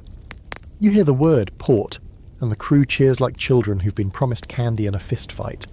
The ship changes course and suddenly everyone starts preening, brushing knots from their beards, trying to bleach sweat stains from their shirts, and swapping out boots full of seawater for ones that only smell mostly like dead fish. You can't help it. You're excited too. You haven't walked on stable ground in weeks. Your knees have forgotten how to function without sway. And the idea of land. Real land. With smells that aren't mould and bilge. With food that doesn't crunch when it's not supposed to. That's enough to make you overlook the fact that half the crew is planning to drink until they forget their own names. The port in question is a crooked little place clinging to the edge of an unnamed island. All thatched roofs and bent palm trees, and a harbour that looks like it was dug by a drunk god. There's one dock, half a dozen shanty bars, and a brothel that leans so hard to the left it looks like it's trying to escape itself. You dock mid-morning. By mid-afternoon, the crew has scattered into the town like rats onto a bread cart. The first punch gets thrown before you even make it down the gangplank. 2 men fighting over who gets to disembark first. One ends up in the water, laughing and bleeding from the nose. Everyone cheers. You step around them and follow Elias, who's already halfway down the dock, moving with the calm purpose of a man who knows exactly where he buried his last stash of emergency rum. Port days follow a certain pattern. Drink, fight, gamble, regret. Not always in that order. You make it to a tavern called the Drunken Gull. where the floor is mostly sand and the roof leaks grog from the second story. Inside, it's chaos. Tankards slam, dice clatter.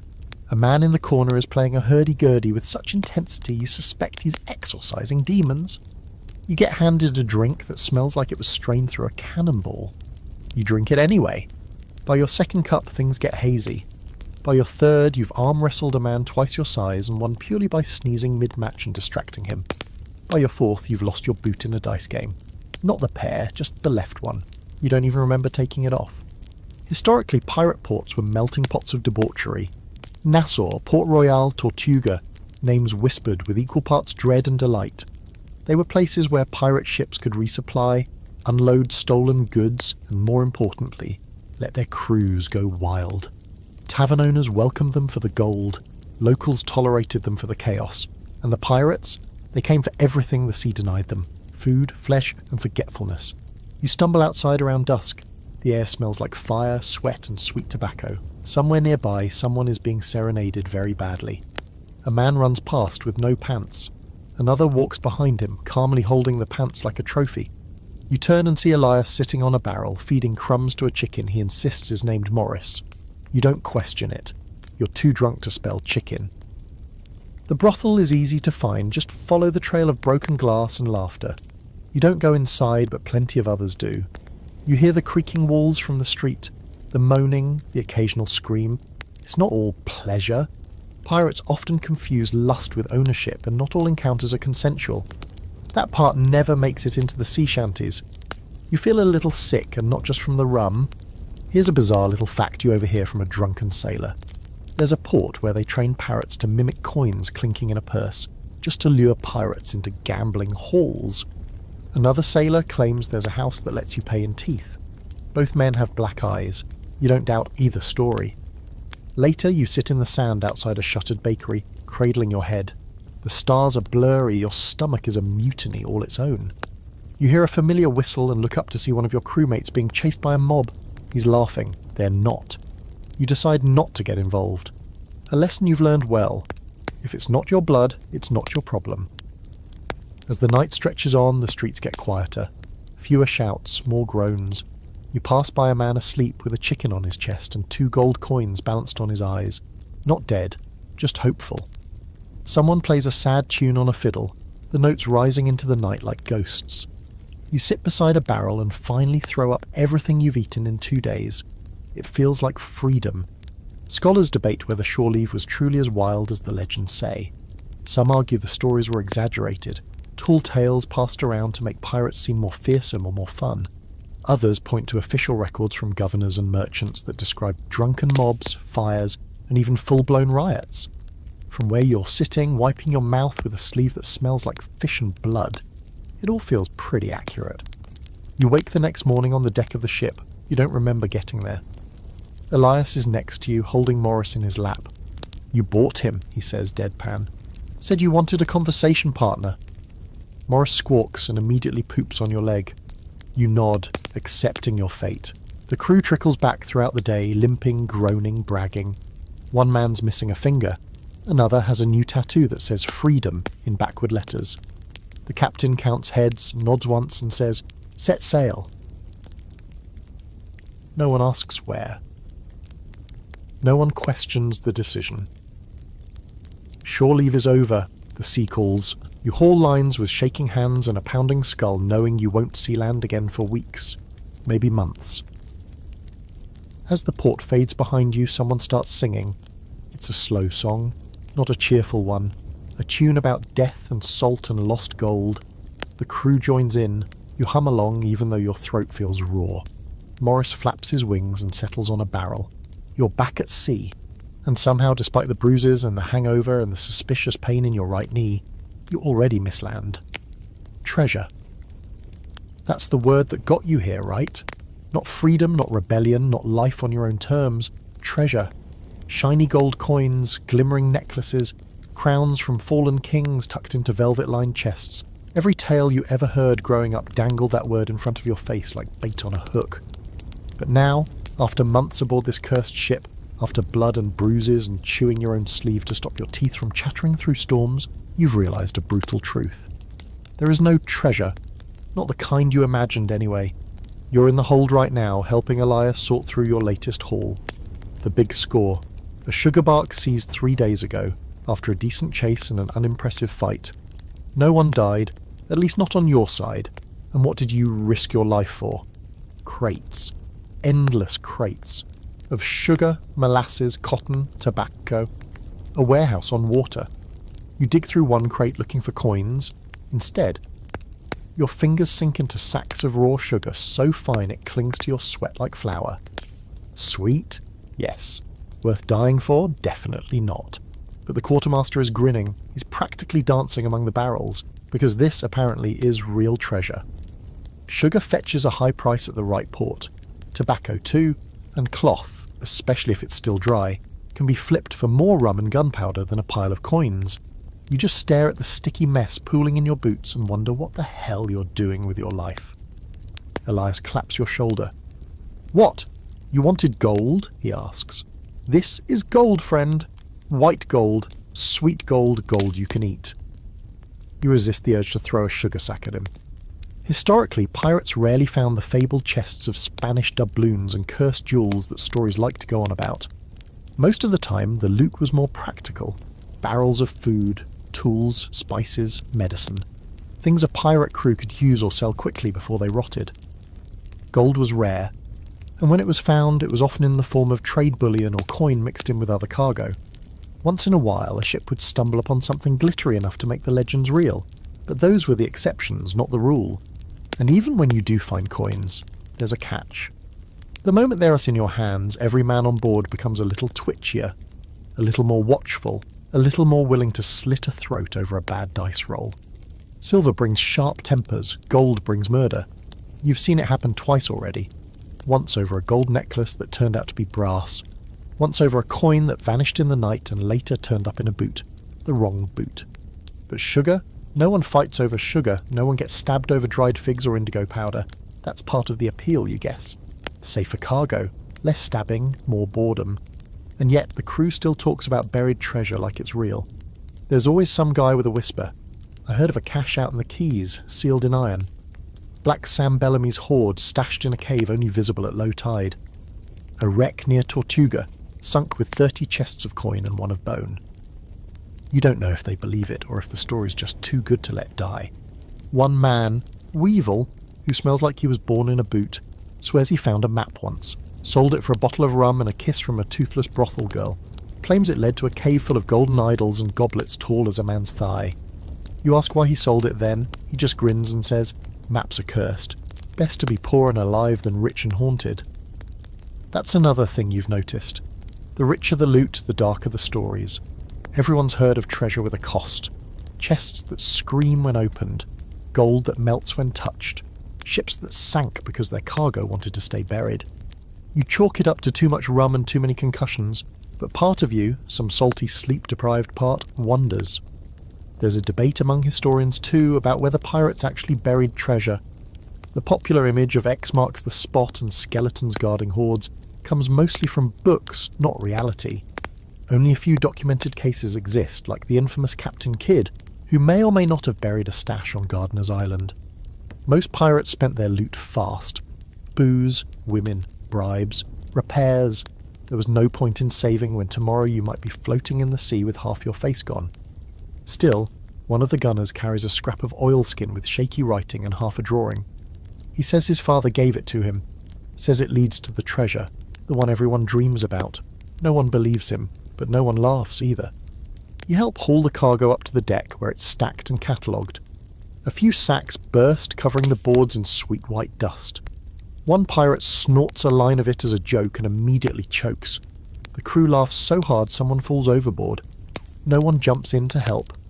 That night, as the sun sinks and the barrels are tied down, you sit by the rail with Elias and listen to the others sing about gold and women with ruby eyes. You think about how none of them ever seem to sing about tobacco or nutmeg. No one composes a sea shanty about dried oranges. And yet here you are, sailing from death to death for sugar. You still dream about gold sometimes, coins tumbling through your fingers, a chest so full you can't see the bottom. You wake up with your hand closed tight, gripping nothing but splinters. Here's a strange little fact. Some pirates were paid in goods instead of coin. A barrel of molasses here, a bolt of silk there. They'd trade those items in port like merchants, hawking stolen tea for a sword or an old map. That makes you laugh a little. Pirates playing shopkeeper. You guess everyone's got bills to pay. You glance at the horizon, dark and wide and endless, and think, maybe the real treasure is just surviving long enough to spend anything at all. Or maybe the real treasure is an orange that hasn't turned to mush. Or a dry pair of boots. You pat your own boot, and it squelches. Definitely not the boots. It starts with a woman's voice shouting over the wind. Not a scream, not a shriek, just a barked command in a language you can't place. At first, you think it's your own captain, shouting orders from behind you. But when you turn, you see another ship, low and sleek, sails dark as storm clouds, moving like it's being pulled by something angry and hungry beneath the waves. And standing on the forecastle, arms folded, chin high, is a woman. Not some tavern lass dragged along for luck. No, she's the captain, the crew mutters. Elias whistles low. That's Anne Bonny's colours, he says, half in awe, half in fear. Or maybe Mary Reed's. Either way, we're in for it. You've heard the names before, whispers of women who fought fiercer than any man, who dressed like devils and fought like demons. You would assume those stories were mostly myth. Turns out they're standing 30 feet away, armed to the teeth and staring down your entire ship like they're picking out which part to sink first. Your captain doesn't lower the Jolly Roger, that would be weak. Instead, he calls for a parley. A rare thing, risky, but sometimes necessary when the other side looks like it knows what it's doing, and worse, enjoys it. A rowboat is lowered, you're chosen to row. Of course, because who wouldn't want to row straight into a ship captained by a legend? You keep your head low as you cross the water. Up close, their ship is different from yours. Sleeker, better maintained, less vomit-stained, for one thing. There's a strange sense of order. The ropes are clean, the deck is scrubbed. And the crew, mostly women, not all, but a lot. Some with swords longer than your leg. One with a pair of pistols slung across her chest like they are part of her ribs. You're ushered aboard and brought before the captain. Her name's not Anne, or Mary. She tells you to call her Maud, just Maud. Her eyes are bright green and colder than seawater on a winter morning. Her hat is huge, ridiculously huge. You wonder if she wears it to keep the sky from falling on her. The parley is short, efficient. She wants part of your last haul. She knows what you took. She knows where you took it from. She even knows how many barrels of molasses you brought aboard. No one asks how, spies probably, or informants in port. Doesn't matter. She offers a split. 50-50, or she takes all of it by force. Your captain wisely accepts. He knows a losing hand when he sees one, and from the twitch of Maud's fingers near her pistol, he knows she'd enjoy making him regret saying no. The deal is struck, no shots fired, no blood spilled. That's rarer than buried gold. Back on your ship, the mood is mixed. Some are angry at the split, others relieved. You, though, you're fascinated, because you'd assumed this was a man's world, a brute's world, a place where women only existed as myths or victims or background noise. But that's not the full truth. You've just met one of the exceptions, and out here exceptions make the rules. Historically, female pirates were rare, but very real. Anne Bonny and Mary Reed were the most infamous, both known for dressing as men in battle, wielding pistols, and reportedly fighting harder than anyone else aboard. Qing Shi, a Chinese pirate queen, commanded a fleet of hundreds of ships and enforced a strict code that included instant execution for disobedience. These weren't mascots.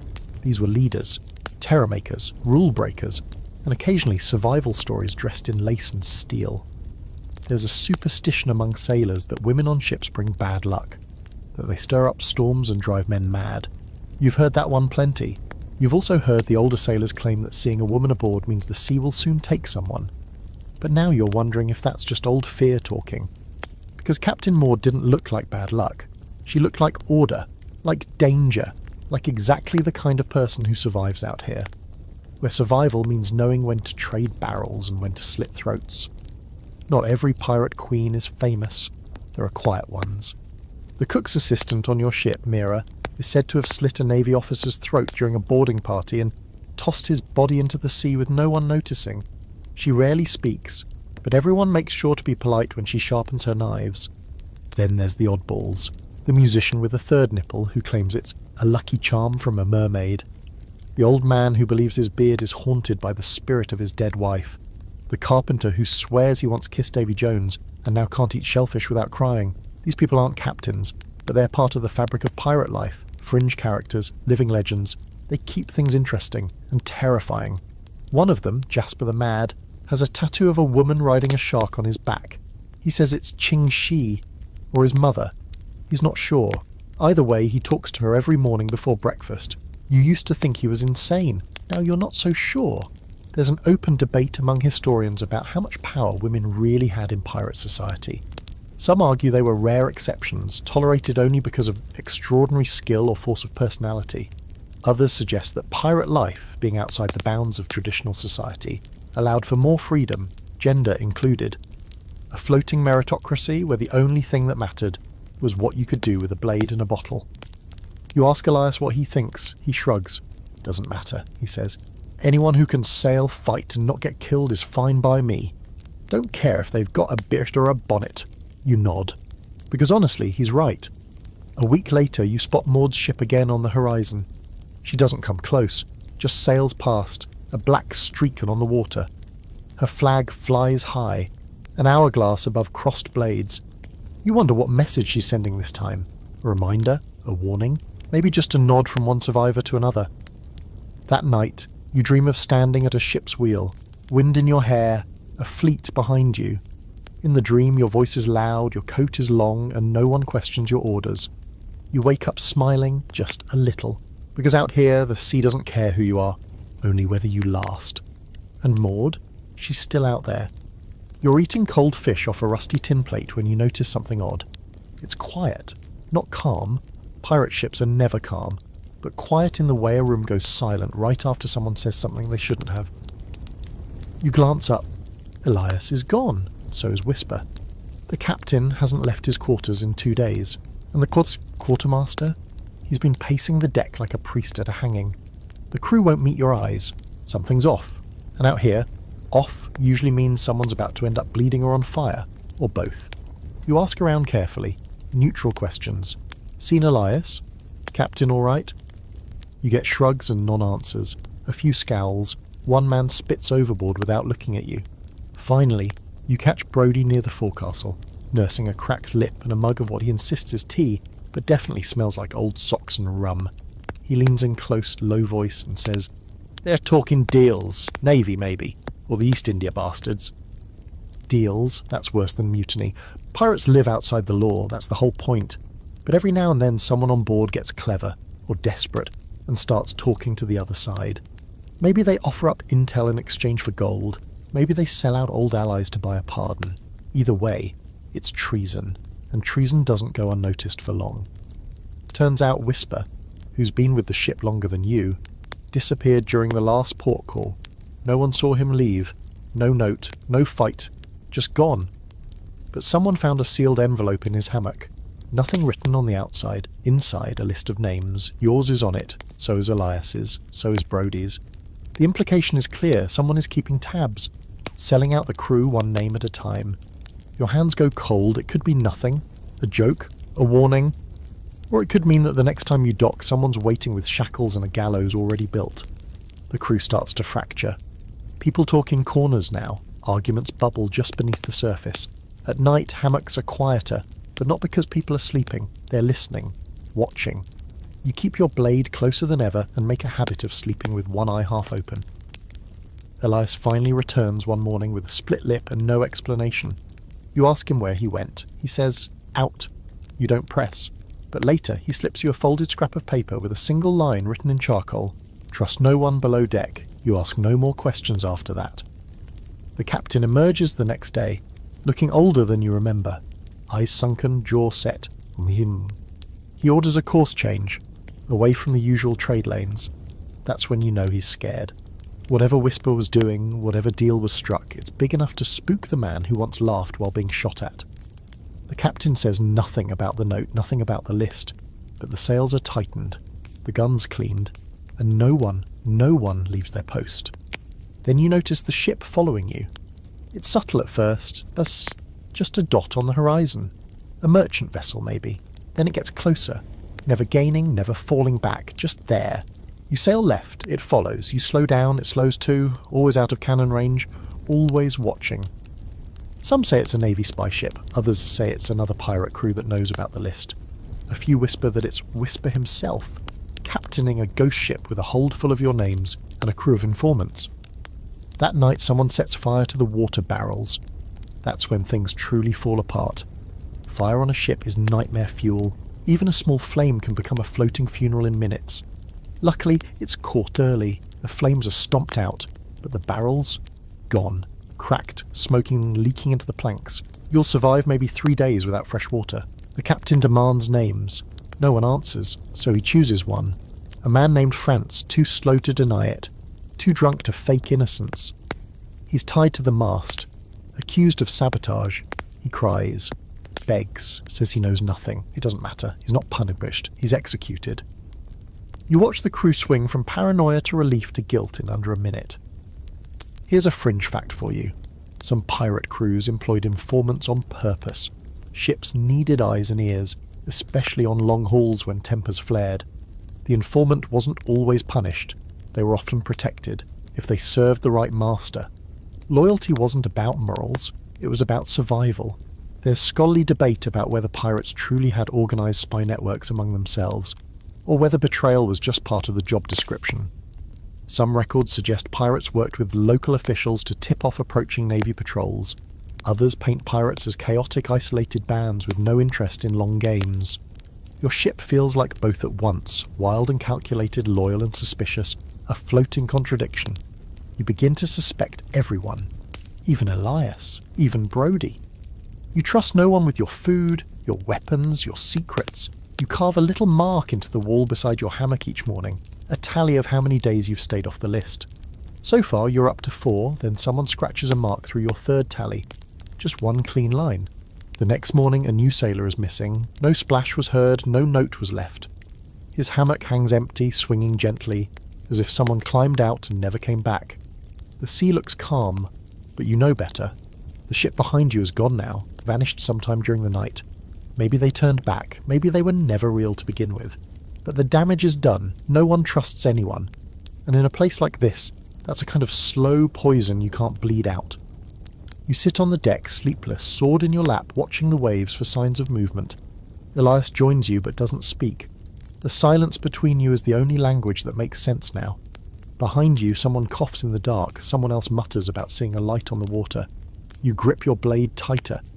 You don't know who sold out the crew. You don't know who will be next. But one thing is certain. This ship is sinking from the inside. The first cannonball comes without warning. No flag, no distant shout, no glimpse of sails. Just a thunderclap of sound, a column of water erupting 10 feet off the port bow, and then a voice out, your voice screaming, naval ship! Before your brain even catches up, the deck erupts into chaos. Men scramble, orders are barked, ropes are hauled and tied without thinking. You've drilled for this, you've feared this. But drills aren't battle, and nothing about this feels like practice. You see it now, slicing through the morning fog like a blade. A white-sailed warship, the flag of a king snapping above its deck. It's bigger than you, taller, heavier. You can practically hear the polished brass and starch in its sails, and it's coming for you like it knows your name. This is the worst case scenario. Not just because they outgun you, but because they hate you.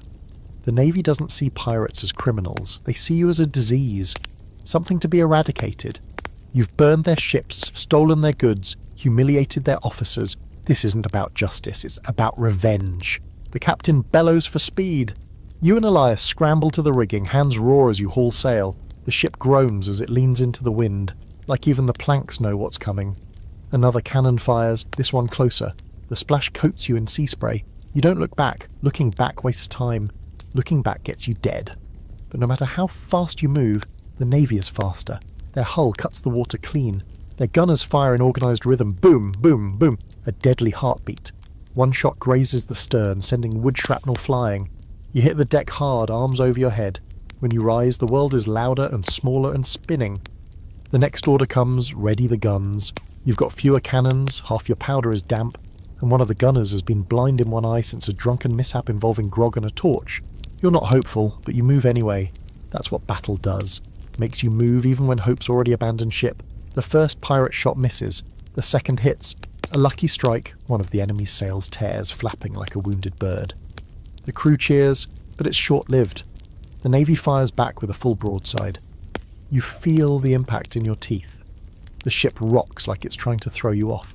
A chunk of railing explodes. Someone screams. You see Elias go down. You crawl to him, heart in your throat. But it's just a graze.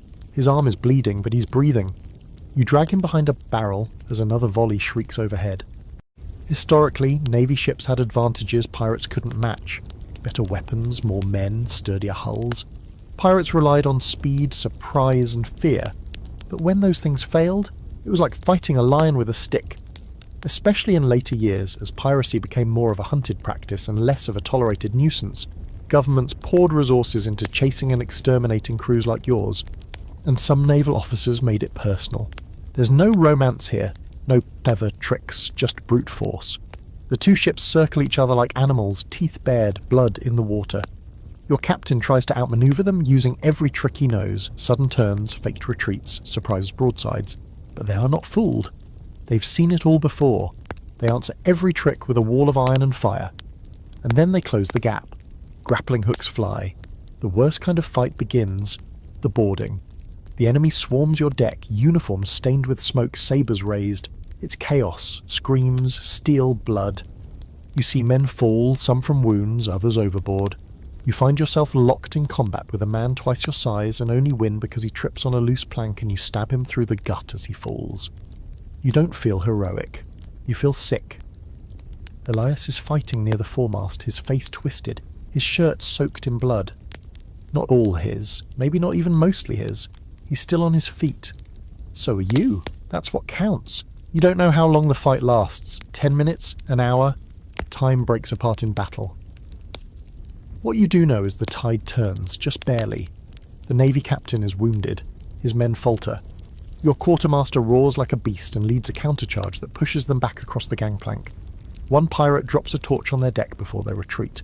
Fire leaps up fast. Someone screams to cut the ropes. And just like that, it's over.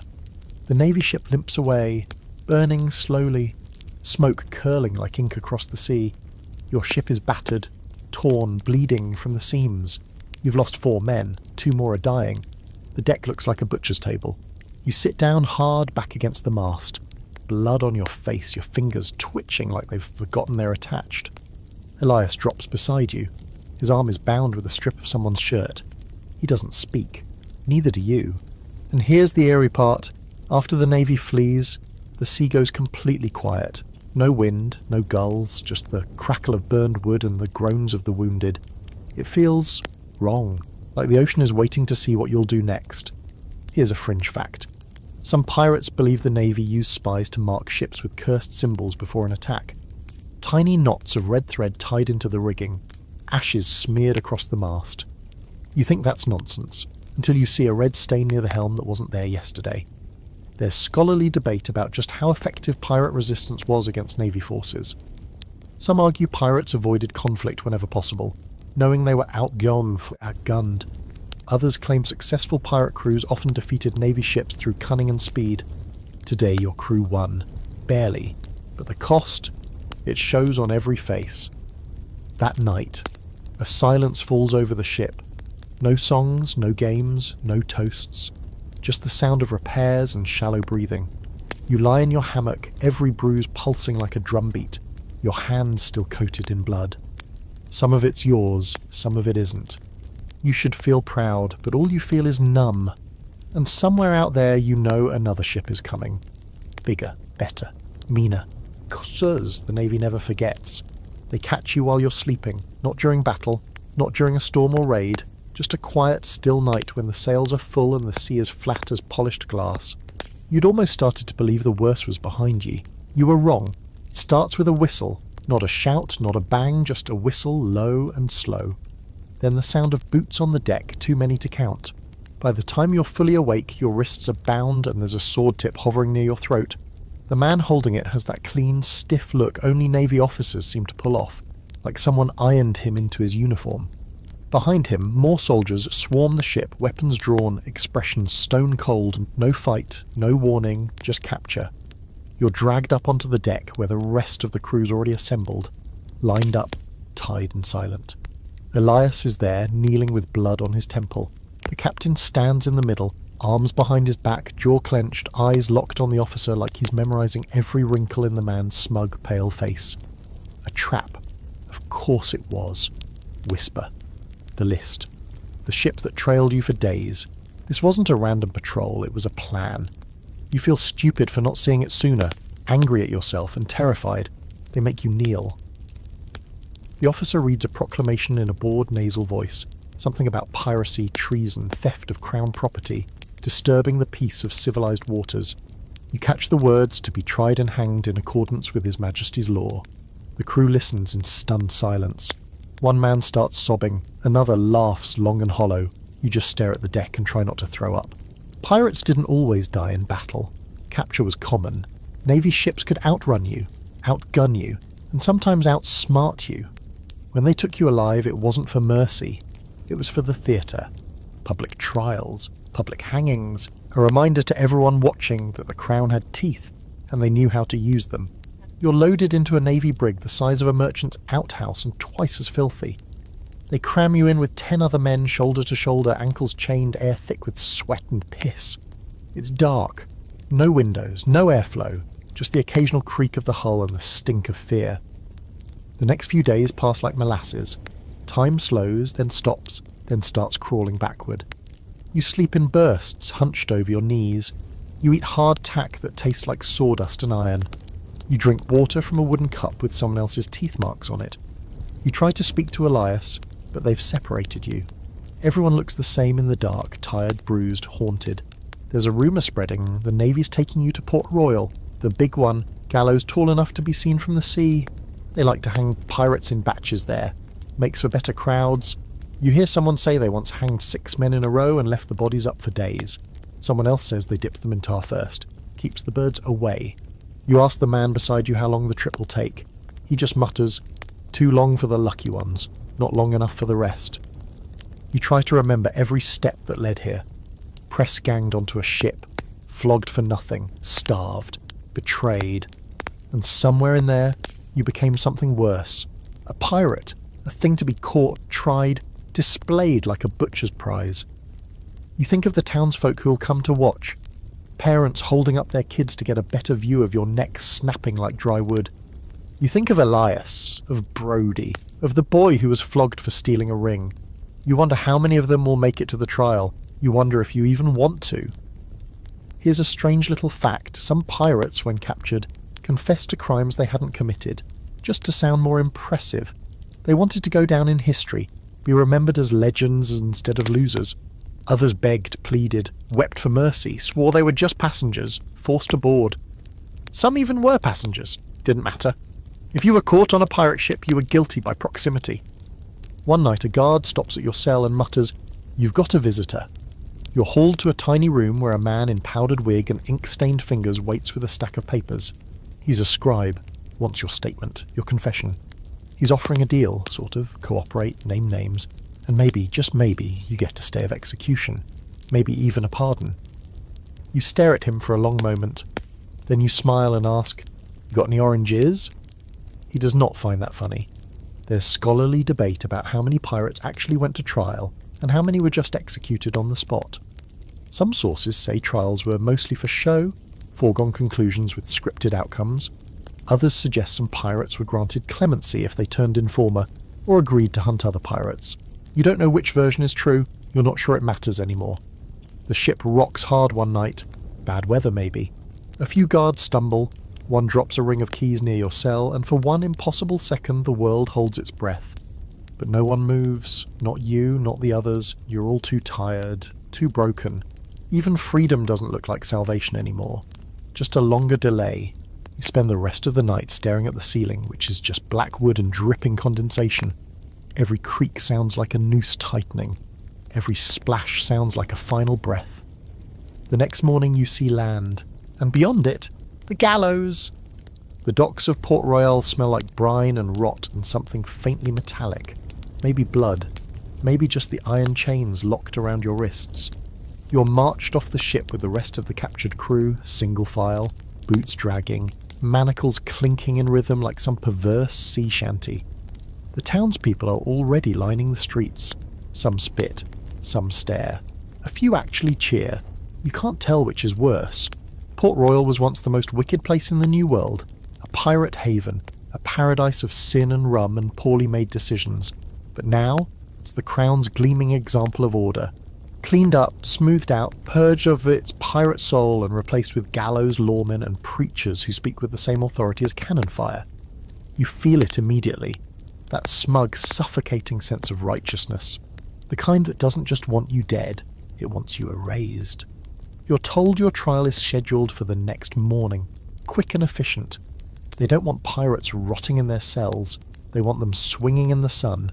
You've heard the phrase before, the king's justice waits for no man, especially not one who's already been judged by the colour of his sails.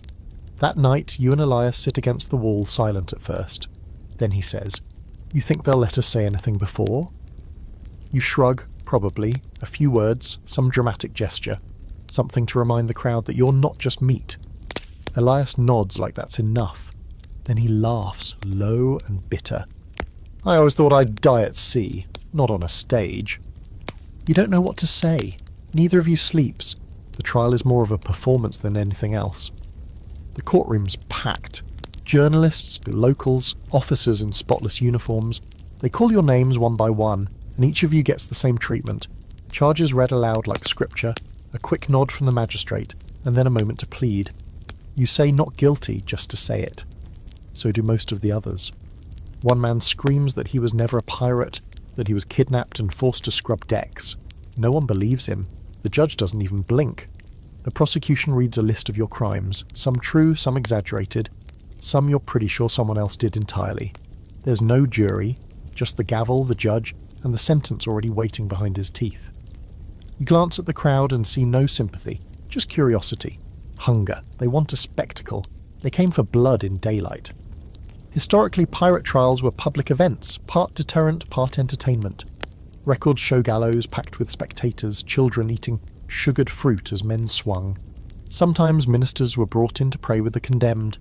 Other times, convicted pirates were forced to read pre-written confessions, rehearsed like actors before an execution. And then there were the rare few who used their final moment to curse the court, the crown, and everyone within earshot. You're sentenced before noon, guilty of piracy, theft, assault on officers of the crown, and lawful seizure of cargo, and generally wicked behaviour unbecoming of a subject of His Majesty. The phrase makes you laugh, the guards don't. Execution is scheduled for the following morning, fast, efficient, and publicly posted. You get one last meal. Bread, cheese, something pretending to be stew. Elias offers you half of his, you don't ask why. You just eat in silence, savouring every bite like it's worth more than gold. That night, a minister visits your cell, a small man with a huge book and watery eyes. He asks if you'd like to pray. Elias tells him to go bugger himself with a crucifix. The man leaves. You almost laugh again. Then Elias turns to you and asks, "You think it was worth it?" And the answer should be no. It should be no, but part of you hesitates. You think of the open sea, the freedom, the wild nights. The laughter on the deck under a blood-orange sky. The wind in your face as you cut through the waves like a blade. The moments when, for just a second, you were more than you'd ever been on land. But then you think of the blood, the hunger, the betrayal, the whip, the fire, the way men scream when they're dying, the way your stomach dropped when the Navy cannons roared, the look in a child's eyes on a ship you raided, pure fear. You think of that. You look Elias in the eyes. "No," you say. He nods. "Me neither." There's a fringe account about a pirate who, facing execution, tricked the court by faking madness, chewed off a finger, screamed about sea demons, claimed to be Neptune's bastard son. They delayed his hanging for months. Some say he escaped. Others say they hanged him anyway, just upside down as a final joke. You wonder if you should have tried something like that. Too late now, and you don't sleep. Not because you're scared, though you are, but because you want to remember every second. You watch the moon drift through the bars. You listen to the wind. You count every breath like it matters. In the morning they come with chains. They march you to the gallows in a line. People cheer. Some boo. One woman throws a flower. You step onto the platform and the rope is heavy around your neck. Scratchy. Smells like damp rope and smoke. They ask if you want to speak. You look out at the crowd, you see children, sailors, officers, a man picking his teeth with a knife. You take a breath and say, "I was a fool, but I was free more than any of you here." Then you spit. The executioner doesn't wait. The trapdoor opens, you don't die, or maybe you do for a second. It's hard to say. One moment, there's rope around your throat, the crowd holding its collective breath, and the executioner's hand twitching toward the lever like a man just dying to do his job. The next, chaos. The kind that doesn't start with a shout or a gunshot, but with a scream from the gallows crowd that turns into a wave of voices, all shouting at once. Then comes the blast. Boom! Louder than any cannon you've ever heard. The gallows rocks. Dust fills the air. Something falls. Someone's yelling, "Fire!" And another voice is screaming, "Ambush!" Your eyes sting from the smoke. The rope loosens but doesn't fall. You're coughing, dizzy, still dangling, but your boots find a broken board. Just enough leverage to stay conscious. Then hands, familiar ones, grab your legs, cut the rope, drag you backward through the confusion. It's Elias. Blood running down one side of his face, shirt torn, eyes wild. "Come on," he yells, like you've just been asked to take a casual stroll and not flee your own execution. Around you, chaos blooms like rotten roses. The crowd is scattered, some running, some looting the corpses already down. A portion of the gallows has collapsed, probably the result of that first blast. Where there was once a stage, there's now shattered timber and twisted rope. You see a body still swinging from a half-broken beam. Not moving, not lucky. You don't know how it happened. You don't stop to ask. Elias is pulling you through smoke and panic, and the guards are trying to regroup, but they can't see 5 feet ahead through the choking grey. Somewhere a pistol cracks. A musket answers, then a second explosion, smaller this time, but closer. Pirates. They came back. Or some of them, at least. Later, someone will claim it was Maud and her crew slipping into port under the cover of night. Another will swear it was a local smuggler ring bribed to raise hell as a distraction. One drunk, ranting wildly in a tavern 2 weeks later, will say the devil himself came up through the ground and tore the gallows down. You'll never know for sure. What matters is that you're running, bleeding, barely breathing, and somehow being free. Elias drags you down alleyways you barely remember seeing on the way into town. You leap over barrels, duck through fences, push through stunned bystanders who drop baskets and curses in equal measure. A horse rears and bolts. A woman screams that the pirates are killing everyone. You try to shout back that you're not, at least not today, but your voice is gone, strangled by rope and smoke. Eventually you reach a low building near the edge of the docks. Someone inside whistles, a bird call, low and sharp, and the door opens.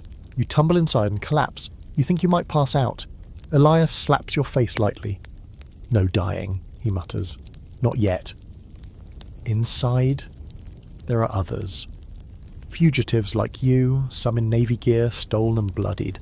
One girl with a bandolier of pistols, a boy with a sack of bread who looks 12 and terrified. You recognize one or two from your crew, others are new, but the look is the same across every face. We survived, somehow, for now. They have a skiff, small, leaky, but it floats. The plan is simple. They'll wait until nightfall, slip out through the southern inlet, pray no one's watching. If you're caught, it's the noose again, if you're lucky. More likely a musket to the gut and a slow bleed in the mud, and so you wait. And every minute feels like a year. Someone hands you water. You drink. It tastes like dirt and metal, but it's wet. Someone else gives you bread. You can't chew. Your throat's still raw. You just swallow and try not to gag. You finally ask Elias what happened. He shrugs. Saw an opening, took it. Had help. That's all he says. Historically, escapes like this were rare, but not impossible. Port towns were messy places, guards corrupt, locals indifferent. If someone wanted to spring a pirate from the gallows, they had to move fast and dirty with more luck than skill. There are reports of bribed hangmen slipping knots loose, gunpowder stashes planted under scaffolds, even paid actors starting fights to cover a getaway. No two stories are ever quite the same, which only adds to the legend.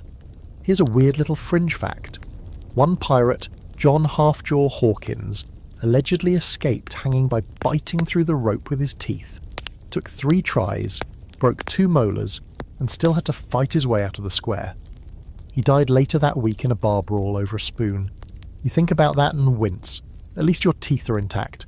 By nightfall, your group is down to 6. 3 didn't make it. Guards, maybe. Or the crowd, doesn't matter now. The docks are still patrolled, but not as tightly. Everyone's cleaning up the mess. Counting bodies, looking for answers.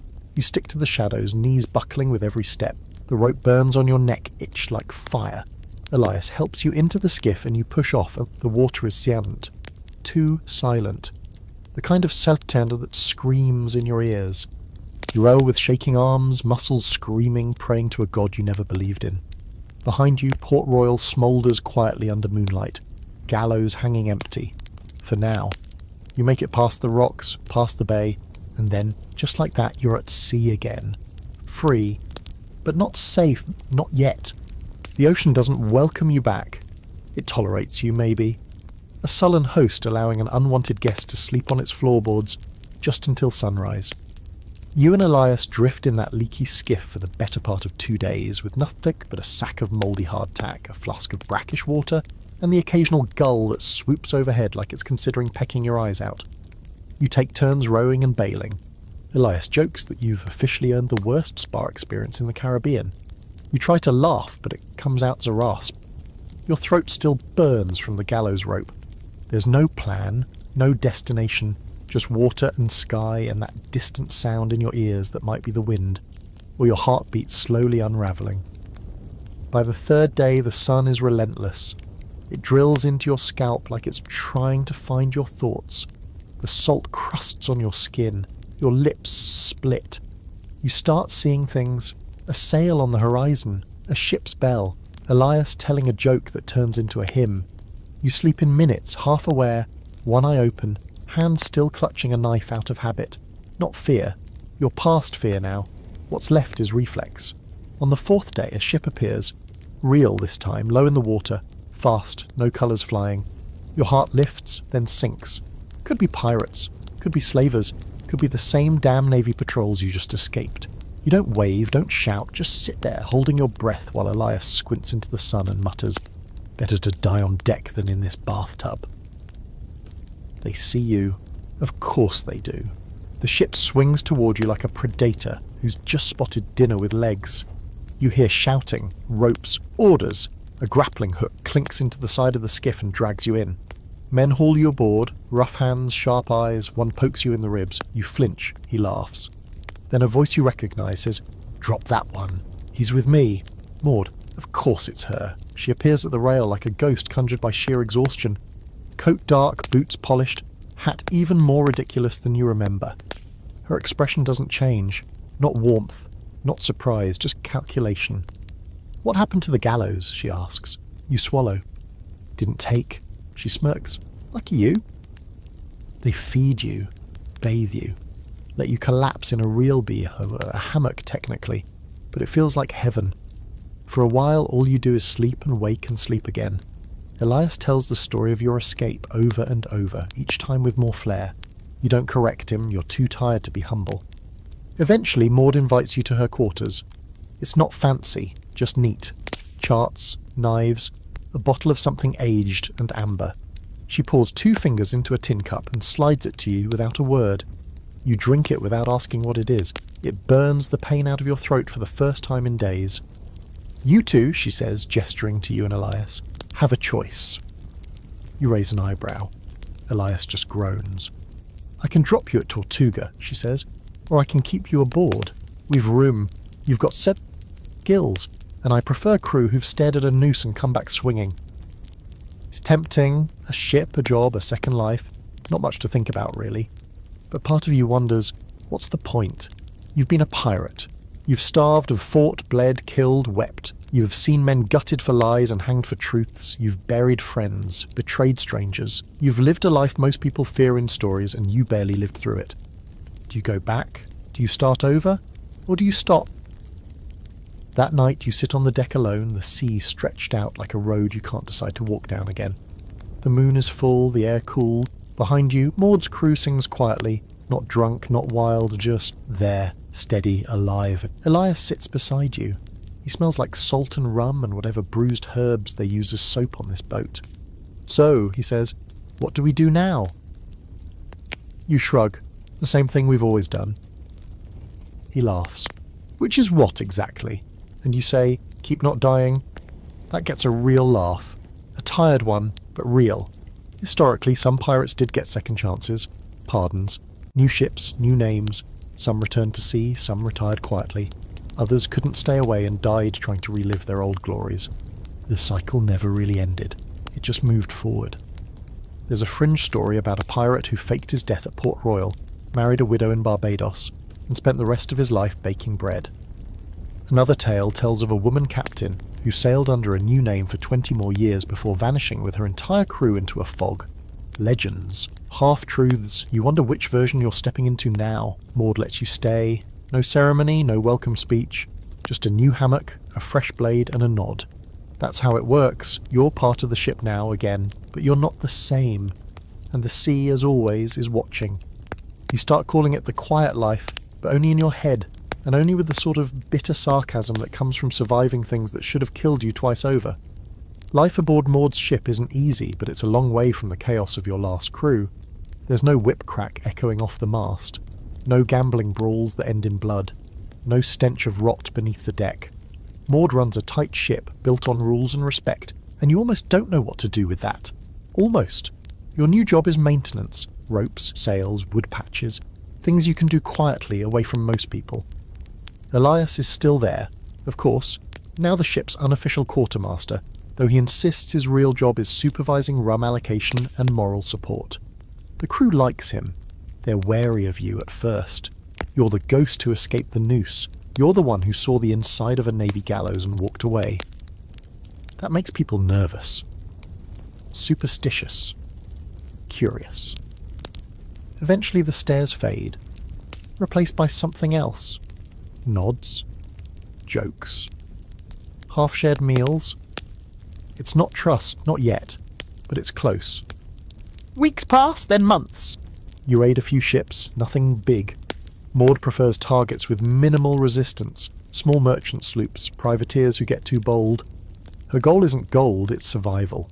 Food, powder, medicine. She avoids navy patrols, cuts deals in hidden coves, trades with locals who don't care what flag you fly as long as you pay.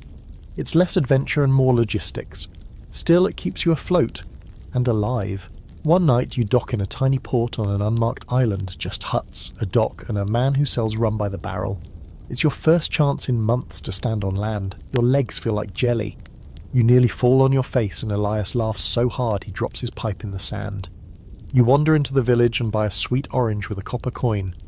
You eat it slowly, sitting on a crate, juice dripping down your chin. It's the best thing you've ever tasted. Historically, most pirates didn't die in battle. They died from disease, starvation, infection.